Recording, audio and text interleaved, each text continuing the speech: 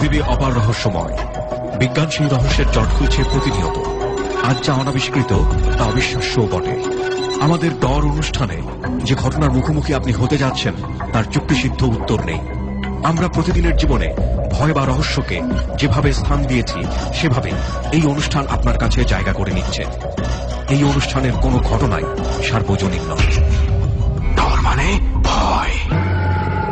Haunted by প্রাণ mister mango candy.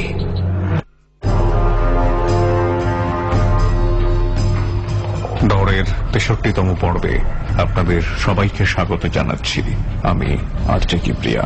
আমার সঙ্গে অন দ্য স্পট থেকে যোগ দিয়েছে সুমন ও রেহান। সাউন্ডে রয়েছে বরাবরের মতোই লোবান।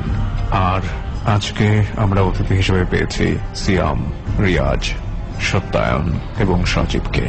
ডরের ৬৩তম পর্ব ধারণ করা হয়েছে গাজীপুর বাংলার টেক লিচু বাগানে।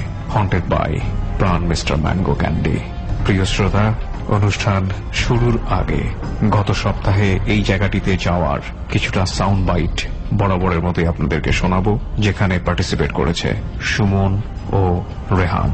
এবং তারপর আমরা ধীরে ধীরে সিয়াম, রিয়াজ, সত্যায়ন এবং সজীবের জীবনের অধিভৌতিক ঘটনাবলীর মধ্যে প্রবেশ করব।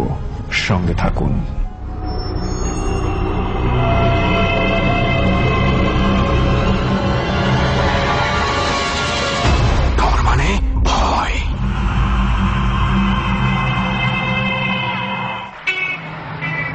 দোস্ত, আজকে তো অনেক দূরের যাত্রা না? না, আজকে মোটামুটি কাছেরই যাত্রা, এবং এত কাছের যাত্রা মাত্র আধা ঘন্টা ৪০ মিনিট, ১ ঘন্টা ১.৫ ঘন্টা আসলে এইভাবে করে আমাদেরকে কালা থেকে তাড়াতে যেতে হবে। রাইট। কারণ হচ্ছে কি, জ্যামের যে অবস্থা না, অবশ্য রাতের বেলা তো জ্যাম থাকার কথা না, কারণ আমরা জ্যামের হিসেব করলে দেখা গেছে আধা ঘন্টার জিনিস ১.৫ ঘন্টা, ২ ঘন্টা, ৩ ঘন্টায় লেগে যায়। সো ওই হিসেবে বললাম আর কি। যাই হোক, খুব বেশি সময় লাগবে না। আপাতত মহাখালীতে আছি, বহুদিন পর আবার মহাখালীতে আসা হয়েছে।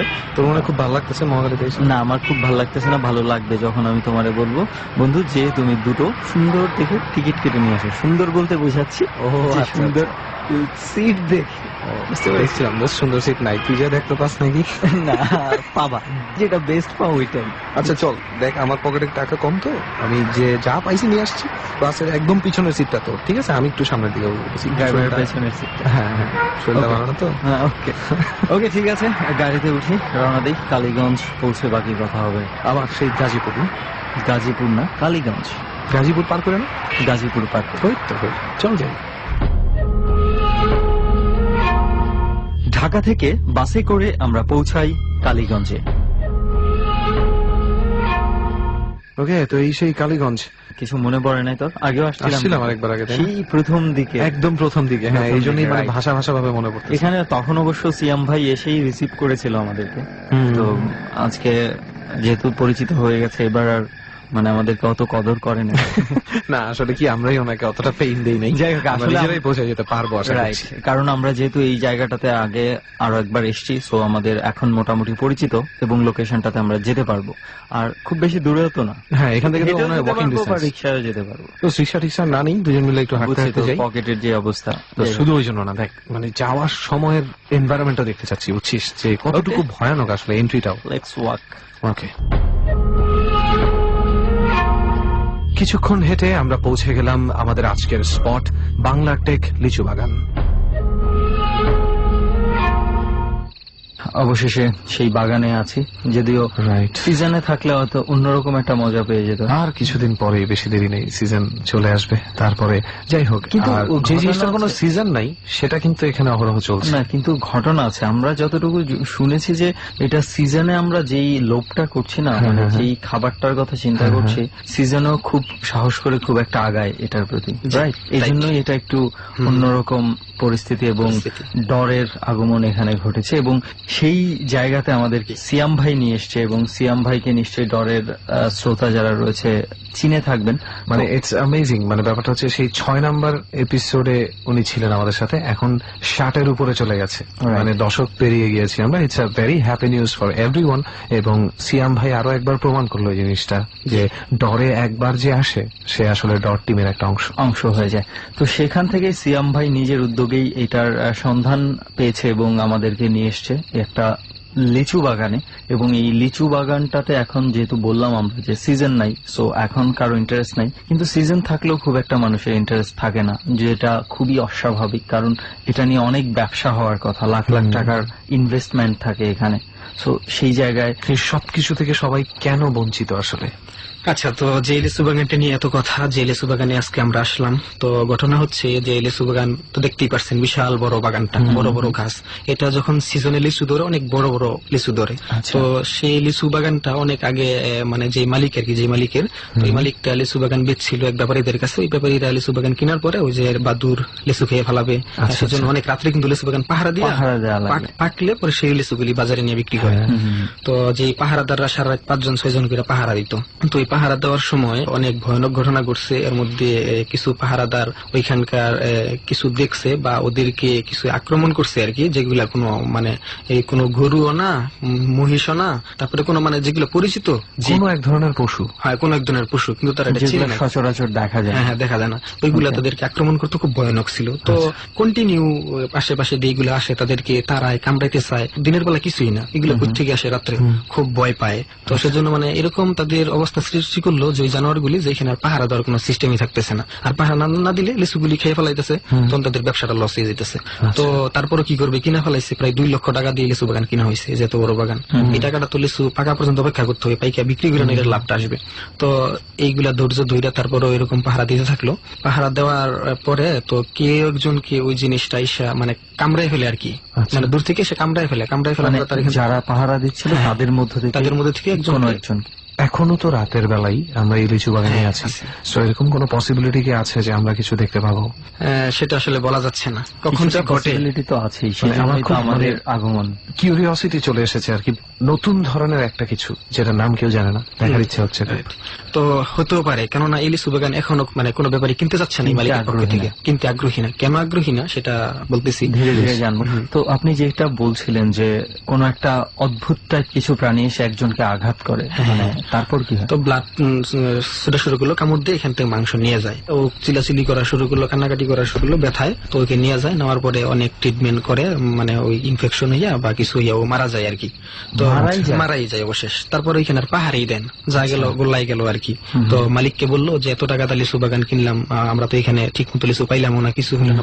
আমাকে একটু বলেন যে এই যে বাগান আমরা যদিও রাতের বেলা খুব বেশি দূর পর্যন্ত দেখতে পাচ্ছি না, জঙ্গলের পরিমাণটা কি ভেতরের দিকে আরো অনেক বেশি? জি জি, ওই দিকটা কোনো বাড়িঘরই নেই, ওই দিকটা প্রায় 1 কিলোমিটার পরে হচ্ছে বাড়িঘর। আর এই লিচু বাগান, তারপরে আবার পেয়ারা বাগান, তারপরে এই দিকটা বাগানি, আর ওইটাকে হচ্ছে কবরস্থান, সেগুলো পুরানো, এখনো মানুষ মিলে কবর দেন। কিছুদিন আগে একজন মারা গেছে, ওই কবরটা ওইখানে আছে আর কি। আর যে ওই পাশে এটা আমি কেন জিজ্ঞেস করলাম যে এটা যদি ইউজুয়ালি এরকম খুব ঘন জঙ্গল হয়ে থাকে, পশু পাখি মানে থাকাটা খুব স্বাভাবিক, কিন্তু অস্বাভাবিক বিষয় হচ্ছে যে সেটা কেউ দেখবে না, এটা হচ্ছে একটু অস্বাভাবিক যে এই ধরনের জিনিসই দেখা যাবে না।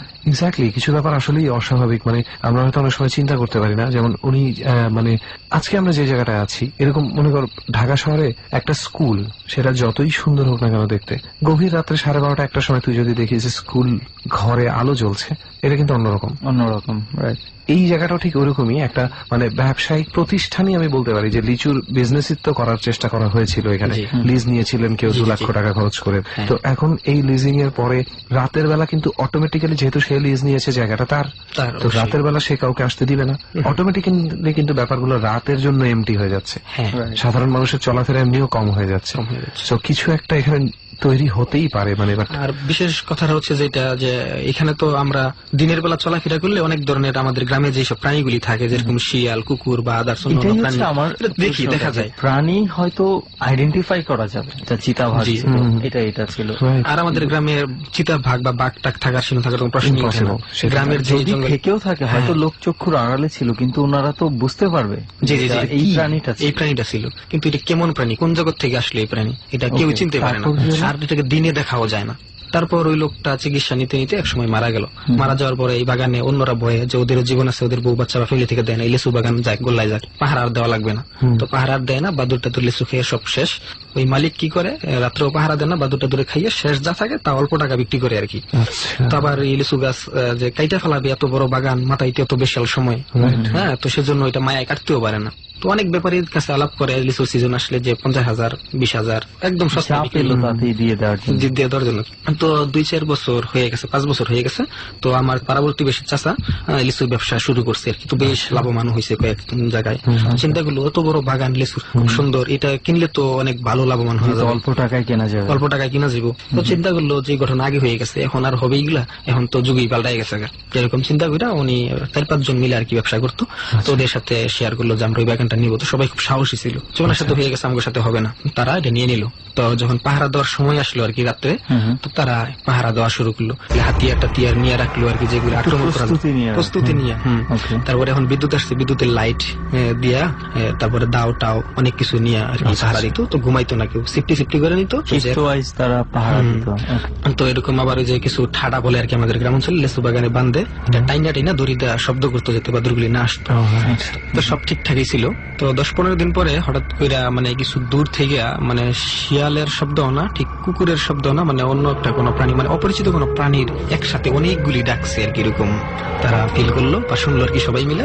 তো সেটা আমলে নিল না। 2 দিন ডাকাডাকির পরে অচিনা সুর আর পায় নাই আর কি। তো এর মধ্যে ঠিক চলতেছে পাহারা। বাকি 3 জন ঘুমিয়েছিল আর 2 জন পাহারা দিচ্ছিল, যিনি আমার চাচা আর কি। মধ্যরাত যখন হয়ে যায় তো একটু তন্দ্রা ভাব আসে, ঘুমের ভাব আসে। তো লিচু গাছে নিচে না বৈশা গামছা না কাঁধে রেখে তো হেলাইন দিয়া পাহারা দিচ্ছিল আর কি। তো কখন ঘুমাই পড়ছে, পাশের উনিও ঘুমাই পড়ছে, মানে এখন সবাই ঘুমায় পাহারা দিতে যে এক এক করে সবাই ঘুমায় গেছে। কারণ যখন 15 দিন একটা রাত্রে জাগনা থেকে একটা চা পয়সা পড়ে আর কি ঘুমের। তো ঘুমিয়ে পড়া উনি যেটা পরে উনি বললো আর কি, যে স্বপ্নের মধ্যে উনি দেখতেছে যে হাজার হাজার মাইল মানে দূর থেকে এক অচেনা প্রাণী, এটা শিয়ালও না, কুকুরও না, বান্দরও না, ঘোড়াও না, কি এক ধরনের প্রাণী, তার চোখ এরকম বড় বড় লাল আগুনের মতো, ওনার চোখের দিকে দৃষ্টি দিয়ে ওইটা আগে আসতেছে, অন্য কোথাও যাচ্ছে না। এর মধ্যে খাল বিল নদী নাতা যা পাইতেছে সব এক লাফে পারিয়ে আইতেছে। তো চোখ দিয়ে আগুন ঝরতেছে, এরকম ভয়ানক একটা পানি তীব্র গতিতে ওনার দিকে ছুটে আসতেছে। লাস্টে যে পাশে শীতলক্ষা নদী দেখলেন আপনারা, নদীর পাশে যা ওনার, এর মধ্যে অন্য কোথাও না, ওনার চোখের দিকে দৃষ্টি রেখে আসে, নদীর পার আসলো। আর সেখানে একটু স্লো এক লাফে এই নদীটাও পার হয়ে গেল। পার এসে ঠিক লিচু বাগানে ঢুকলো। ঢুকার পরে একদম ওনার কাছে এসে পা থেকে, পায়ের বৃদ্ধাঙ্গুলি থেকে এটা ঘ্রাণ নিতে শুকতে যখন ওনার গলা পর্যন্ত আইসে, পরে ওনার মনে হইতেছে ওনার পায়ের আঙ্গুল থেকে ওই হাড় গোড় মাংস ছিঁড়া ভিড়া ওনার মুখ দিয়ে বাইরে হয়ে আসবে, এই ধরনের একটা ব্যথা উনি অনুভব করলো। অবশেষ অনেক কষ্টের পরে উনি যখন এমনি চাইলো, চাওয়ার পরে দেখে যে সেই প্রাণীটা ওনার সামনে একদম সামনে, যেটা তখন স্বপ্ন দেখেছে এখন এটা বাস্তবে। জি বাস্তবে। আর ওনার শ্বাস নিতে কষ্ট হচ্ছে, ভিতর থেকে পায়ের থেকে সব ভাইয়া চুইরা যখন মুখ দিয়া মানে শরীরে সব বাইরে আসবে আর কি। তো উনি খুব জোরে একটা চিৎকার করলো। চিৎকার করার পরে পাশের গুলি উঠে পড়লো ঘুম থেকে। উঠে পড়ার পরে ওই প্রাণীটারে দেখলো সবাই দেখতে পাইয়া দাও ছুরি যা আছে বাড়ি দেয়, এটা এখানে থাকে না, দেখে আর এক সাইডে, আবার ওইখানে যায় দেখে আরেক সাইডে। তো এরকম সবাই দৌড়াদৌড়ি চিল্লাচিল্লি করছে। পরে গ্রামের অন্যদিক থেকে মানুষ বাইরে এসে দৌড়ে নিয়ে গেল। নেওয়ার পরে একটা চুঙ্গি আছে গালার মতো, ওটার ভিতরে ঢুকলো। ওই পাশে তো খালি, এই পাশে ঢুকলো, ওই পাশে বাইরে তো দেখা যাইবে। এই পাশে ঢুকলো, ওই পাশে তার বাইরে হইলো না। তো মানুষ বললো যে এটার ভিতরে আছে, তাহলে লাইট মারলো এর ভিতরে নাও, এখান থেকে ফিনিশ হয়ে গেছে। আর পাওয়া গেল না এই জিনিসটা, পাওয়াই গেল না। তারপর থেকে উনি তো ওইখান থেকেই মানে খুব অবস্থা খারাপ, ওনার কিছু বলতে পারতেছে না, উনি মানে খুব গুরুতর অসুস্থ। অনেক ট্রিটমেন্ট করা হলো, কোনোভাবেই উনি সুস্থ হচ্ছে না আর কি। তো ওনার শরীর খারাপ হইতেই থাকে। মূল ঘটনা বলা যায় এক পর্যায়ে উনিও মারাই গেল। তো এরপরে কি আরো পাহারা দিয়েছিল নাকি ওই দিনের পর? না, ওই দিনের পর থেকে এই লিচু বাগানে তারপর আর পাহারা দেয় না। এর আগে 5 বছর আগে একজন মারা গেছে, উনি এই লাভ দেখে কম দামে লিচু বাগানটা নিল। দ্যাট মিনস এটাই ছিল এখানকার লাস্ট মৃত্যু, Last তারপরে আর কেউ এই বাগানটা না, এরপরে আজ পর্যন্ত এই বাগানটা পরিত্যক্ত জি। আর সেই বাগানে বসে এখন আমরা কথা বলছি। ওকে, এটা হলো এই বাগানের ঘটনা। নিঃসন্দেহে মানে এটা কি বলবো, চিন্তা করলেই ভয় পেয়ে যাচ্ছি। জি। তো আর পাশে যারা ছিল তাদের কি আর কোনো ধরনের কোনো ক্ষতি হয়েছিল, যারা ঘুম থেকে উঠে দেখেছিল যে এই প্রাণীটা আছে? না, তাদের আর কোনো ক্ষতি হয় নাই। হয়তো বা যদি পরেও তারা এই বাগানে আসতো বা পাহারা দিত, যখন হয়তো বা হইতো আর কি, বাগান থেকে সেপারেট হয়ে গেল আর আসলো না, পাহারা দিল না, তখন আর এটা হয় নাই আর কি। তো অনেক লস হলো আমার চাচার, জীবনও চলে গেল, টাকাও পাইলো না। আর ওই মালিক তো এখন লেসু বাগানে এমনিতেই পড়ে থাকে, মানুষ আসেও না। আজকে শোটা আপনাদের সাহসে বা আমার নিমন্ত্রণে আপনারা আসছেন, খুব ভালো লাগলো এখানে। সেটা আপনাকে অনেক ধন্যবাদ যে আপনি আমাদেরকে এরকম একটা জায়গার সন্ধান দিয়েছেন। তো যাই হোক সিয়াম ভাই, এটা তো শুনলাম হচ্ছে স্পটের যেই ঘটনাটা, আপনার আর কোন ধরনের কোন এক্সপিরিয়েন্স কি আছে আপনি শেয়ার করতে চান? আমার আরেকটা, আমার নিজের সাথে ঘটা, প্লাস আমার 4জন বন্ধু ছিল, রাকিব, সুমন, তারপর আরেকজন ছিল জাকারিয়া, সুলমান। তো 4জন বন্ধু আমাদের বাড়ির পাশে বড় একটা ভিল আছে আর কি। তো ওই বিলটার নাম ছিল ভার্দন বিল, খুব ভয়ানক, 12টা লেক ছিল ওইটার। তো আমার এক ফ্রেন্ডরা বললো যে ওই বিলে তো অনেকেই মাছ টাছ মারে রাত্রে, তো চল আমরাও মাছ মারি আর কি। তো কিছুদিন মারলাম, মারার পরে কিছুদিন পরে আবার চিন্তা করলাম যে আবারও যাই, ভালো মাছ পাওয়া যায়। তো ওইখানে একটা গোপ ছিল, যেটাকে কুরের পার গোপ বলা হইতো। তো ওইখানে একটা মানুষ, আমার এলাকার একজন চাচা, ওনার নাম ছিল আজাহার, উনি ওইখানে কাজ করতে গেল, বিলে না ঠিক ওইখানে একটা বাগান ছিল, পেয়ারা বাগান। তো কাজ করে আসার সময় সাঁকু ছিল আর কি, বাঁশ দিয়ে বানানো, হাঁটু পানি ছিল ওই রাতে। তো এই জায়গাটা মানে আগের থেকেই মুরব্বীরা বলতো যে এটা ভয়ানক, এখান থেকে আসার সময় মানুষের শরীরে অনেক বাতাস লাগছে, বাতাস লাগার পর মানুষের শরীর ফুলে গেছে। সুস্থ মানুষ কখনো প্যারালাইজিস না, এদিক দিয়ে আসার পরে গরম হাওয়া লাগলো শরীরে, প্যারালাইজ হয়ে গেল, তারপরে অঙ্কটা কাজ করে না, এরকম অনেক হয়েছে আর কি। তো কাজ করতে গেল, যাওয়ার পরে উনি যখন ফিরে আসে না, সকালবেলা গেল, নাস্তা খাইতে আসলো না, দুপুর হয়ে গেছে এখনো খাইতে আসে না। তো খোঁজ করতে গেল, যাওয়ার পথে দেখলো যে উনি হাঁটু হিমা পানির মধ্যে পড়ে আছে। মানে ভয়, হন্টেড বাই প্রাণ মিস্টার ম্যাঙ্গো ক্যান্ডি। খোঁজ করতে গেল, খোঁজ করার যাওয়ার পথে দেখলো যে উনি হাঁটু হিমা পানির মধ্যে পড়ে আছে। তো ওই চাচারে ওইখান থেকে তুললো, দেখে মৃত। ওনাকে কেউ যে মাইরা ফেলাবে কোনো শত্রুতাও ছিল না এলাকার মানুষের সাথে, খুব ভালো একজন মানুষ ছিল, কৃষি কাজ টাজ করে খাইতো উনি।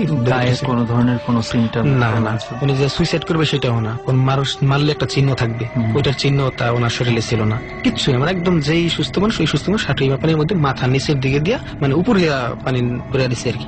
তো এই মৃত্যুটার কোনো ঘটনাই কি করে কিনারা খুঁজে পাওয়া যায় না, কুলকিনারা খুঁজে পাওয়া যায়নি। ওনার জানাজা হয়ে গেল, এখানে মানুষ আগে থেকে এটাকে ভয়ানক জানতো, বাতাস টাতাস লাগছে কয়েকজনের। তো তারপর ওনার মৃত্যু হলো, সেজন্য এই জায়গাটা আরো ভয়ানক হয়ে গেল, কেউই আসে না। এখানে অনেক মানুষের জমিন আছে, জঙ্গল হয়ে রয়েছে, তো হয়ে রয়েছে, কেউ কাটতেও আসে না খড়ির জন্য, জঙ্গল হইতে এটা বড় একটা ভয়ানক জায়গার মতো হয়ে গেছে। সেটা আরো 4-5 বছর আগে। তো আমরা যখন ফ্রেন্ডরা মিলা বিলেতে নামলাম, নামার পরে চিন্তা করলাম যে ওই গোপটাই তো অনেক মানুষ যায় না মাছ মারার জন্য, কারণ যে দিক দিয়ে মানুষ মেরা যায়, ওই দিক দিয়ে ধাও পরে মাছ কম পাওয়া যায়। তো আমরা ওই দিক দিয়ে যখন মানুষ যায় না, চিন্তা করলাম যাই। তো গেলাম 4জন, যাওয়ার পরে ওইখান থেকে আমরা শেষ আর কি, 2 ঘন্টা হয়ে গেছে অলরেডি, যে ওইখান থেকে উঠে আমরা বাড়িতে চলে আসবো। 3জন ফ্রেন্ড আগে ছিলাম, আর একজন পিছে ছিল। তো সে গুছে আসতেছে, সে আঁটু হিমা পানি, আমরা যখন লাইট দিয়ে মাছ মারি, তো আডু পানির নিচে মাছ কিন্তু দেখা যায় না, বা অল্প পানির মধ্যে আমাদের মারতে হয় আর কি। তো আমরা আগে এসে বললাম, ওই পিছনে দেখলাম যে প্রচুর আওদানি হইতেছে আর কি, বড় মাছ ইয়ে করলে যেরকম শব্দ, বা মানুষ পড়ে গেলে অচিকের মধ্যে সাঁতরাইলে যেরকম শব্দ, এরকম শব্দ, মানে দাপানোর শব্দ হচ্ছে।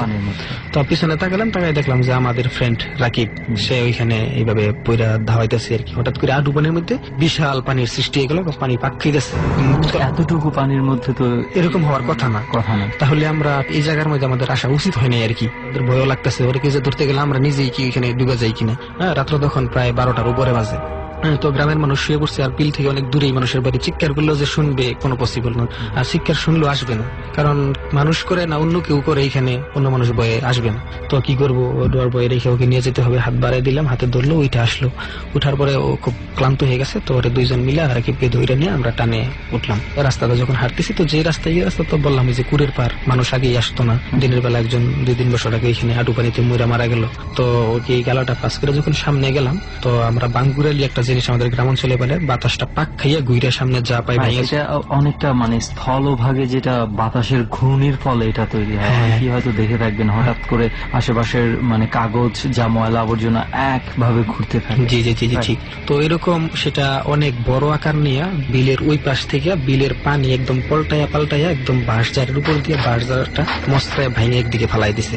দেখে আমরা ভয় পেয়ে গেলাম, সাথে এই অবস্থা। তো এই ঝড়টা আসার আগ মুহূর্ত ওই রাকিব কি করলো, সে মানে ঘুমাইতেছে এবং আমাদের দিকে সুইটে যাওয়ার জন্য মানে আমাদের কাছ থেকে কোথাও চলে যেতে যাচ্ছে। কোথাও চলে যেতে চাইতেছে, মানে চাইতেছে না যে আমরা তারা দূরে রাখি। তো এর মধ্যে ওই খামসে টেমসে আমাদের শৈলমূল একটা ছিঁড়ে ফেলাইছে, ওর সাথে শক্তি পারতাছি না দুইজন মিলে। তো কি করবো, তারপরও আমরা আস্তে করে হাইটে নিয়ে যেতেছি। তো বাতাসটা যখন একদম কাছে আসে আমাদের এখানে এসে একটা পাক খাওয়া শুরু করে, আমরা ওই পাকের মধ্যে ঘুরে যাই, ওইরা আমরাও ঘুরতে থাকি। ঘুরে তো ওকে আমরা ছেড়ে দিই, সাইডে ঘুরে যাই, বাতাসটা চলে যায় আমাদেরকে ওভারটেক করে। আমরা উঠে আমি আমাকে এক জায়গায় দেখি পড়ে রয়েছি, আরেকজন দেখি ওই পাশে পড়েছে। তো দুইজন একসাথে হইলাম। তো রাকিবকে আর বিশ্রায় পাই না, ওর আর বিশ্রায় পাই না। তো আমরা ওটা খুঁজতে থাকি, দেখি যে ওই যেখানে দিনের বেলা মানুষ মরে পড়ছিল আজাহার নামের, তো ওই খাল দিয়ে সে নাইমা বিলের মাঝের দিকে দৌড়ান শুরু করছে। তো আমি কি কাজ করতেছে, মরার জন্য যাইতেছে, ওর তো নিজের সেন্স নাই, ওকে কিছু একটা ধরছে সেজন্য এরকম করতেছে। যাই হোক ওরে বাঁচাইতে হইব। তো আমরা দৌড়ে ওরে আটকাইলাম, পারলাম কোন রকম ওকে বাড়িতে নিয়ে আসলাম। বাড়িতে আনার পরে অনেক বকাবাকি করলো যে এত রাত করে কেন যাইতে হবে বা এরকম ওই জায়গায় কেন যাইতে হইব, গার্জিয়ানরা যাবো করে আর কি। সারা রাত সে একই অবস্থায় ছিল, পাহাড়ের মধ্যে রাখতেইছে। তো সকালবেলা আমাদের এখানে মিলন নামের একজন কবিরাজ ছিল, কবিরাজকে খবর দেওয়া হলো। তো উনি আসলো, আসার পরে বললো যে ওকে বাজে একটা মানে কিছু আর কি জিন বা অন্য কিছু ওরা আটেক করছে আর কি। ওরা ওইখানে ছিল, তো ওই জায়গার মধ্যে ওর যাওয়া উচিত হয় নাই আর কি, বা আমাদের যাওয়ার উচিত হয় নাই। ওই এইটাতে পড়ে গেছে, ওদের অপছন্দ হয়েছিল সেজন্য ওরে ধরছে। তো এখন ওই থেকে আরে বিদায় করার উপায় কি করবো, বলছে যে ওই অনেক শক্তি করবো, উনি যে মন্ত্র প্রয়োগ করবো আর কি, খুব শক্তি করবো বা চলে যেতে চাইবো বা মারতে চাইবো মানুষ বা কবিরাজরে মারতে চাইবো। তো আমরা অবাক হইলাম যে কি বলে এটা। তখন ওরে ধরে রাখলো, আমিও ধরে রাখলাম, পাশে আমার আরেকজন ধরে রাখলো। তো কি জানি একটা কি ওনার নাকের কাছে নিল, নেওয়ার পরে ঘ্রাণ নেওয়ার পরে ওই শোষকেরা খেপে উঠলো, কেন ওর সাথে এরকম করা হইতেছে, ওরে কষ্ট দেওয়া হইতেছে, এটা ঠিক হইতেছে না। যে কবিরাজ বকতেছে যে এটা ঠিক হইতেছে না, ওর খারাপ করবো, ওরে ধ্বংস করে দিব, ওরে মারবো, ওরে চিনে না, মানে ওর নিজের কণ্ঠে অন্যরকম একটা কণ্ঠে অন্যরকম স্বর নিয়ে রাকিব এটা বলতেছে, কিন্তু এক্স্যাক্টলি কবিরাজ বলতেছে এটা রাকিব বলতেছে না, যে ধরছে সে বলতেছে। তো এর মধ্যে শক্তি করতেছে, খুব খেপতেছে। তো বলছে যে তুই ওরে ধরছিস কেন, তোর নাম কি, মানে যে জিনিসটা আসর করছে রাকিবের উপরে ওইটার একটা নাম বলছিল, নামটা আমার স্মরণে নাই। ওই কাজটা ঠিক করে নাই, ওরা এখান দিয়ে গেছে। তারপরে ও যে আমরা যে দিক দিয়ে আসছি আর ওইটা নাকি এটা ওই নিজে পানি দিয়েও যায়, বাতাস দিয়েও যায়, মানে হাওয়া দিয়েও চলাফেরা করে আর কি। তো আপনাদের দ্বারা ওটা ডিস্টার্ব হয়েছে। তো সেজন্য রাকিব কাছে বইরা গেছে, ওরই ধরলো, মেয়েরা ফেলার ইচ্ছা ছিল আর কি। আমরা যখন সহযোগিতা করাই ওর ভিতরে রেখে গেছে, ওইটা রয়ে গেছে। যখন ও একা থাকবে বা কখন কিছু করবে ওরে নিয়ে আবার সুযোগের অপেক্ষায়। তো কবিরাজকে খবর দেওয়ার পরে যখন ওকে চিকিৎসা নেওয়া হইলো, তো বলতেছে না যাবেই না, ওরে মাইরে যাইবো, রাকিবের ধ্বংস করে যাইবো। আর রাকিবের ভিতর থেকে যদি রাকিব থেকে যদি সরাইতে যায় তারে মেরে ফেলাইবো। তখন একজন মোবাইল দিয়ে এইগুলা রেকর্ড করলো আর কি, কথাগুলি রেকর্ড করলো। কবিরাজ এরকম করতেছে, চিকিৎসা দিতেছে, দেওয়ার পর অনেক ঝাড়া করলো, কোনোভাবেই যাইবে না। অবশেষ অনেক কষ্ট দেওয়ার পরে আর ওই দিক দেওয়ার অনেক পিটাইলো, এরকম করে একটা লাঠি নিয়ে ওর শরীর আঘাত করে থাকলো, ফুলে গেল। তো বলতেছে যে এইগুলো কি করতেছেন, ওর এরকম মারতেছেন, এইগুলো একটু ওই ব্যথা পাইতেছে না। আর ওই দিকে চিৎকারও করতেছে যে ছেড়ে দে, ঠিক আছে আমি চলে যাবো। কইলেছে এখন তুই যাবি না, আচ্ছা ঠিক আছে, তো কি করলে যাবি। তো আমাদের ওই যে বিলের ধারে বিশাল বড় একটা গাছ ছিল, ওইটা কদম গাছ আর কি, অনেক পুরনো আর কি, অনেক মোটা, অনেক লম্বা হয়ে গেছে, অনেক ফুলও ধরতো। তো গাছটা খুব সুন্দর দেখা যেত, একটু ভয়ানক হলো, খুব সুন্দর। তো বললো ওই শনিবার দিন সন্ধ্যার পরে ওইটাতে যেন ওই মম, আগরবাতি, তারপর আরো 2 কেজি মিষ্টি নিয়ে দিয়ে আসে এই গাছটার মধ্যে। এগুলা রেকর্ড করা আছে আর কি ফোনে, আপনারা চাইলে রেকর্ডটা তো করা যেতে পারে, দিলে ও চলে যাবো। তো বলছে যে ঠিক আছে, তুই যে বলছো এখানে মোমবাতি আগরবাতি দিন, ওইটা তো 2 দিন পর, কিন্তু আজকে যে এখন তুই ওর কাছ থেকে চলে যাবি, এটার প্রমাণ দিয়ে যা। তখন ও বলতেছে কি প্রমাণ চান, বাইরে একটা আম গাছ ছিল, ওইখানে আমের মুকুলের সিজন আর কি, হ্যাঁ পুরা গাছের মধ্যে মুকুল। তো বলতেছে যে ঠিক আছে, তুই বাইরে ওই আম গাছটা যে আছে ওই আম গাছের একটা ডালা ভেঙে দিয়ে যা। কবিরাজ বললো যে ঠিক আছে, আমি যেটা করতেছি এটা কিন্তু একদম মানে ওর কাছে চলে যাবো, এটা প্রমাণ। আপনারা মনে করতে পারেন যে আম গাছের ডালা আমি কেউ আম গাছে বসা রেখেছি, সে ভাঙতেছে, আপনারা কেউ দেখে আসেন পুরো আম গাছে কেউ আছে কিনা। আমি তারপরে আমার অন্য ফ্রেন্ড, এটা কবিরাজ বলছে এটা কারো মাঝে কোনো সন্দেহের সৃষ্টি না করার জন্য। এটা ওই রাকিবও বলছে তার মুখ দিয়া কি প্রমাণ চান। তো কবিরাজ বললো যে আম গাছের ডালা ভেঙে দিয়ে যা, ঠিক আছে। তো কবিরাজ বলতেছে আপনারা গেলেন যে কবিরাজ আগে থেকে কাউকে বসিয়ে রেখেছে কিনা আম গাছের মধ্যে এটা দেখার জন্য। তখন আমরা গেছি যে দিছে না, আম গাছের লাইট লুট দিয়ে কেউই নেই, কিছুই নেই। তো ঘরে যখন আসছি তো সে হঠাৎ করে শরীর ছেড়ে দিয়ে একদম ঘুমের মধ্যে পড়ে গেল আর কি। আর 2 মিনিটের ভিতরে বিকট এক শব্দ হইল, দৌড় দিয়ে গেছি, যে দেখি যে মোটা মানে গাছের যে মোটা ডালাটা, মূল ডালাটা ওইটাই ভেঙে মাটিতে ফেলাই দিছে। এটা একটা মানুষের সম্ভব না, আর কুড়াল দিয়ে কাটলে তো বা কোনো দিয়ে কাটলে এটা সময় লাগবে, ঠকঠক হইব, এরকম মোটা ডালা এটা একদম এক মোচরে ভাঙে মাটিতে ফেলাই দিছে। অবাক কি দেখলাম এটা, তখন তো ভয়, মানে ওইখান থেকে আরো বেশি ভয় কাজ করছে যে এত শক্তিওয়ালা একটা কিছু ওইখানে ছিল, আর আমরা সেখানে গেলাম যে জ্বরটা, ওই জ্বরটা তো ওই বসাইছে, ওইটা তো এমনিতে কোনো জ্বর ছিল না, আল্লাহ যে আমাদেরকে বাঁচাই নিয়ে আসছে, বা রাকিব যে বাঁচছে, ওই ছিলাম কোন মুহূর্তে কোন জায়গায় গেছিলাম আমরা, আজার তেমনি মারা যায়নি, কেমন একটা বিপদে আমরা ছিলাম। তো ওইগুলা মানুষ দেখলো, দেখে খুব ভয় পাইল আর কি। যারা কখনো বিশ্বাস করতো না যে এইগুলা, তারা দেখে বিশ্বাস করছে যে না এরকম কিছু আছে। তারপর থেকে বিলের ধারে কাছে বা ওই পুরের ধারে কাছে অন্য আর কেউ যায়নি। আর ও যখন সুস্থ হয়েছে, ঘুমাইলো, সারাদিন ঘুমাইলো, রাত ঘুমাইলো, পরের দিন সে উঠলো, ওটার পরে খাওয়া দাওয়ার পরে যখন সুস্থ হইলো, মেন্টালি ঠিক হইলো, তখন পরে এই মোবাইলের রেকর্ড গুলি ওরা শোনাইলাম। ওই কিচ্ছুই বলতে পারে না, এটা করেই নেই, সে কিচ্ছুই বলতে পারে না। তো এই ছিল আর কি আমাদের ফ্রেন্ডের সাথে ঘটনা। হচ্ছে এইটাই ছিল আপনার ফ্রেন্ডের সাথে যে এক্সপিরিয়েন্সটা ছিল। ভালো একটা কথা বলেছেন যে আপনি কি শক্তিশালী একটা জিনিস আপনার ফ্রেন্ডকে অ্যাটাক করেছিল, এবং সেটা আপনাদের উপরও হতে পারত, এবং যাই হোক কোনো না কোনো ভাবে আপনারা বেঁচে গেছেন। তো অনেক ধন্যবাদ সিয়াম ভাই। সো বন্ধুরা, ডর মানে হচ্ছে ভয়, আর ভয় এমন একটা জিনিস যেটা সবার মধ্যেই থাকে। কেউ স্বীকার করে, কেউ স্বীকার করে না, কেউ অতিরিক্ত সাহস দেখায় তারপরে বেশি ভীতু হয়ে যায়, আর কেউ অতিরিক্ত ভীতু থাকে সময় মতন প্রচন্ডের সাহসের পরিচয় দিয়ে বেরিয়ে আসে।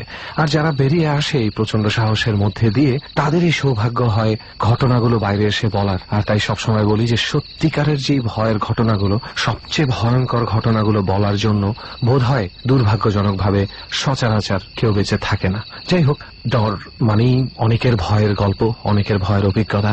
তো লেটস গো ফর ইট। আমাদের সাথে আছে কে, তার পরিচয়টা তার কাছ থেকেই জানবো। জি, আমি মোহাম্মদ রিয়াজ, আমি গ্যান্ডারা থেকে এসেছি। আচ্ছা রিয়াজ, এখন কি করা হচ্ছে পড়াশোনা? জি, আমি এখন ইন্টারমিডিয়েট সেকেন্ড ইয়ার পড়ছি। ইন্টারমিডিয়েট সেকেন্ড ইয়ারে। আচ্ছা, যাই হোক রিয়াজ, তো কোন ঘটনাটা আমরা প্রথমে শুনবো? যে ঘটনা শুনবো সেটা কি তোমার সাথে ঘটে যাওয়া? জি না, এটাকে আমার ভাইয়ের বন্ধুর সাথে ঘটে যাওয়া। আচ্ছা, এটা ঠিক কবে? এটা ঘটনাটা হবে 2013 সালের দিকে।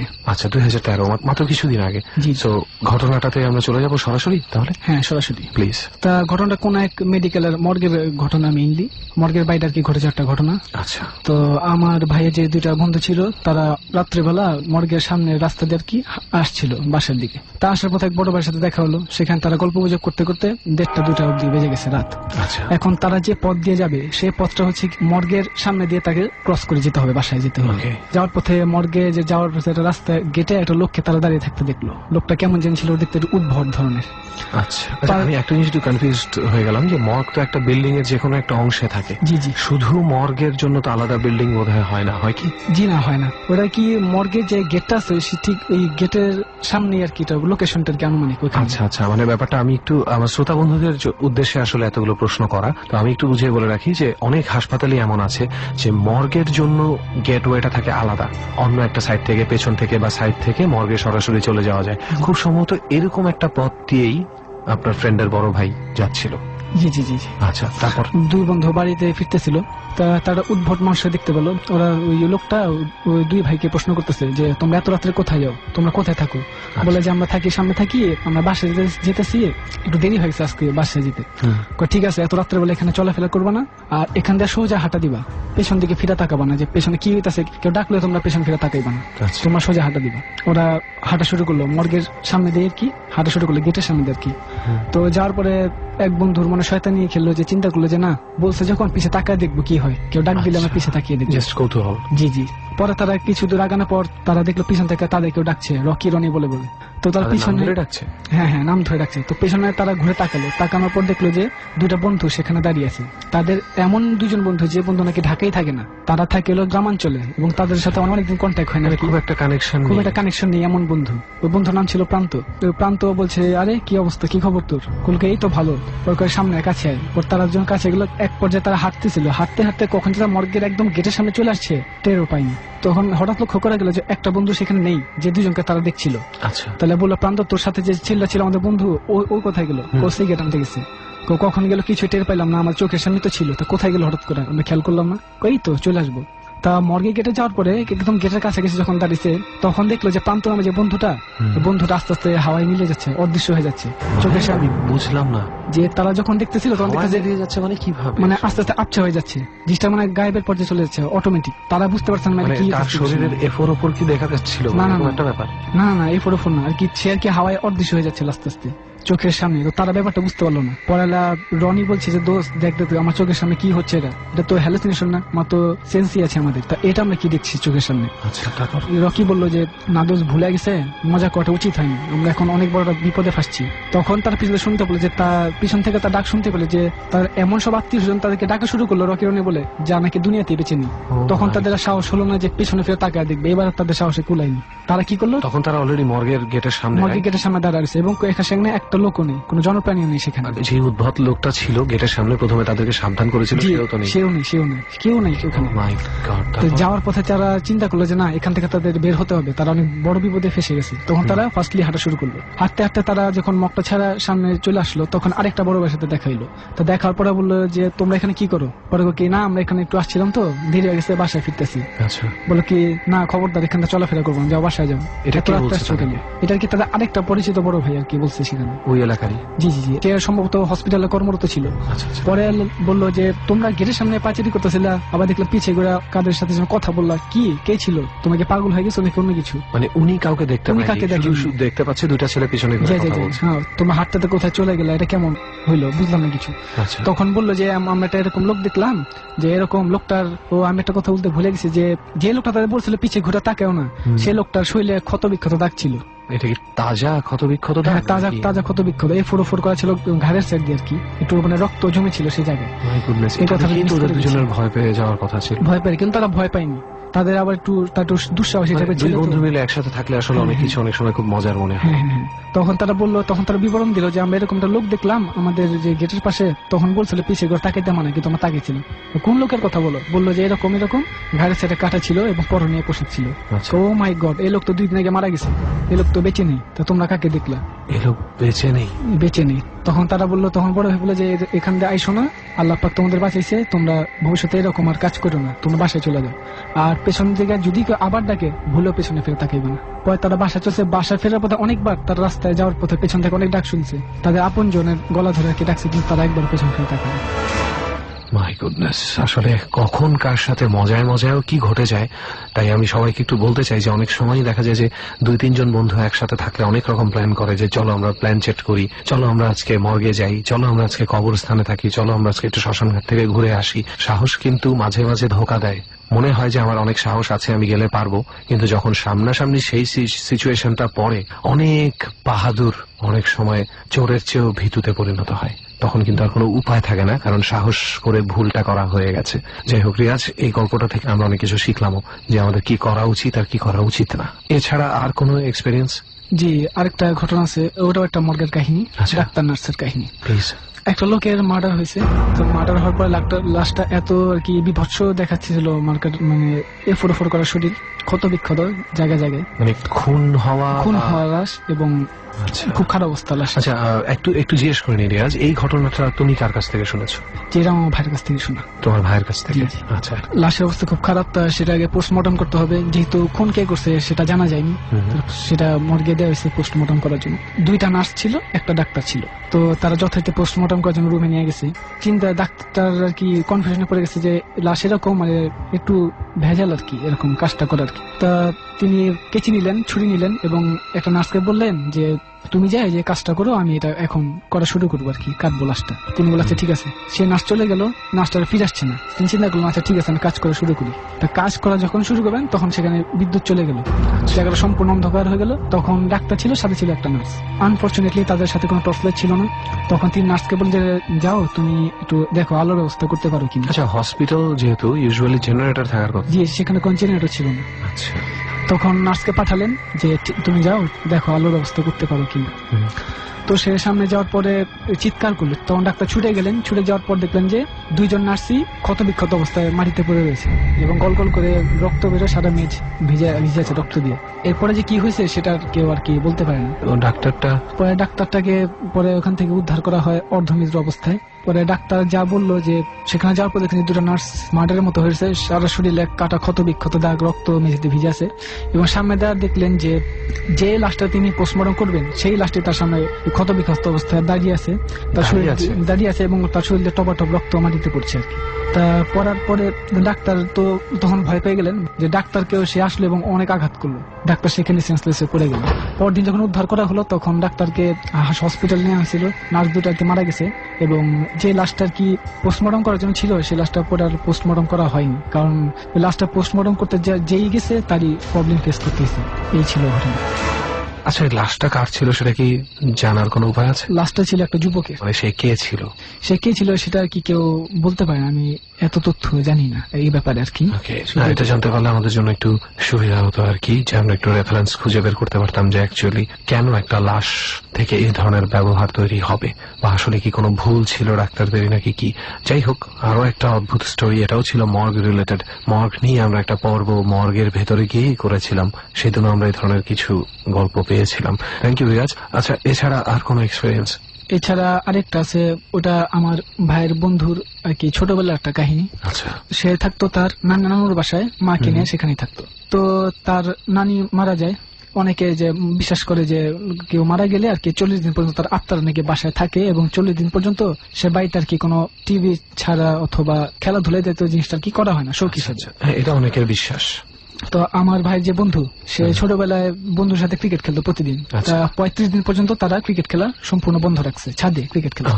তো বন্ধ হওয়ার পর 35 দিন পর তার বন্ধুরা তাকে বললো যে দোস্ত অনেক দিন হয়েছে, কিছু হইব না, চল আমরা পুনরায় খেলা শুরু করি ক্রিকেট। তা বন্ধু ভাই যে সজীব ছিল না, ও অনেক মানা করছে, না দোস্ত দরকার নেই, আর 5টা দিন আমরা ওয়েট করি। বন্ধুরা মানতে নারাজ, বন্ধুরা বলছে না আমরা খেলবোই, চল। পরে তারা ছাদে গেল, যাওয়ার পর ক্রিকেট খেলা শুরু করলো। তখন ওই সজীব শুনতে পাইলো যে পিছন থেকে কি জানে বলছে, আমার ভয় লাগছে, আমার ভয় লাগছে। তো সে বুঝলো না, পিছনে টাকা দেখলো কেউ নেই, তার নানুর মতো গলার আওয়াজ আসছে তার কানে। আবার খেলছে, ছায়া দেখলে আমার ভয় লাগে, খেলা বন্ধ কর, আমার ভয় লাগছে, কিন্তু আমার ভয় লাগছে। আবার শুনতে পেলো, কিন্তু তার অন্য কোনো বন্ধু এই শব্দটা শুনতে পায়নি। তারা ক্রিকেট খেলা শুরু করলো, আবার একই শব্দ। তখন সে ভয় পেয়ে গেল, বললো দোস্ত খেলা বন্ধ করি, আমার ভালো লাগছে না জায়গায়, আমি প্রবলেম ফেস করছি। কি হয়েছে, আমার তো কেউ কিছু শুনিনি। পরে বলে যে না তুই না খেলে আমরা ক্রিকেট খেলবো। তখন সুজিব আর খেলতে পারেনি, তারা অ্যাকচুয়ালি মুড হারা ফেলছে ক্রিকেট খেলার। তখন সে সাইডে বসেছিল, তারা ক্রিকেট খেলা শুরু করলো, বোলিং করলো। একজন ব্যাটিং করে যখন একজন রান নিচ্ছিল দৌড়ে, তখন সে এমন ভাবে উষ্টা খেয়ে পড়লো যে ডাইরেক্ট গ্রাউন্ড ফ্লোরে, এবং তার একটা পায়ে এমন ভাবে ব্যথা পাইছে যে সে পাও সম্পূর্ণ পঙ্গু হয়ে গেছে। মাই গডনেস, কয়তলা থেকে এটা? এটা 4 তলা ছাদ। 4 তলার ছাদ থেকে গ্রাউন্ড ফ্লোরে পড়ে গেছে। ফ্লোরে পড়ে গেছে একদম। আবার একটা কথা যে কষ্টকর হয়ে যাওয়ার কথা। হ্যাঁ, সে পঙ্গু গেছে এবং বাউন্ডারি ছিল, সে বাউন্ডারির উপর দিয়ে কিভাবে যেন অস্বাভাবিক হয়ে পড়ে গেছে। মাই গুডনেস, আমি জানি না তোমার ওইভাবে জানা আছে কিনা, মানে কয় ফুটের বাউন্ডারি ছিল এটা? বাউন্ডারি 4 ফুটের মতো। 4 ফুটের বাউন্ডারির উপর থেকে ধাক্কা না খেয়ে বাউন্ডারি ক্রস করে পড়ে গেছে ছেলেটা নিচে, এবং অস্বাভাবিক ভাবে পড়ছে। ওখানে তোরা সবসময় ক্রিকেট খেলছো? সবসময় খেলো। এমন ঘটনা ঘটে না, ঘটেনি, কিন্তু ওই দিন এরকম হয়েছে। এবং যে ছেলেটা বেশি বলতেছিল যে আমরা খেলবো, তার সাথে এই ঘটনা ঘটেছে। আচ্ছা, তারপরে কি হলো?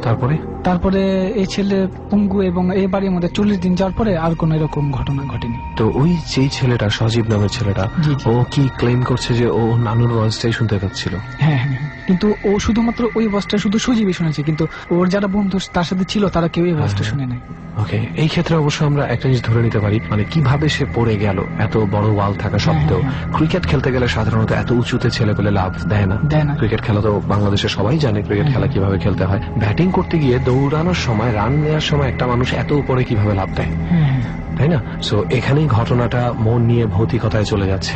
আর তার যে নানুর কণ্ঠ শুনতে পাওয়া, এটা কিন্তু রিয়াজ হ্যালুসিনেশনও হতে পারে, যেহেতু তার মধ্যে একটা গিল্টি ফিলিংস ছিল, সে ভয় পাচ্ছিল যে আমার নানু কয়েকটা দিন আগে মারা গেছে, এখনই আমরা ছাদে এত হই হুল্লোড় করবো, চেঁচামেচি করবো, আরো 5টা দিন তো বাকি।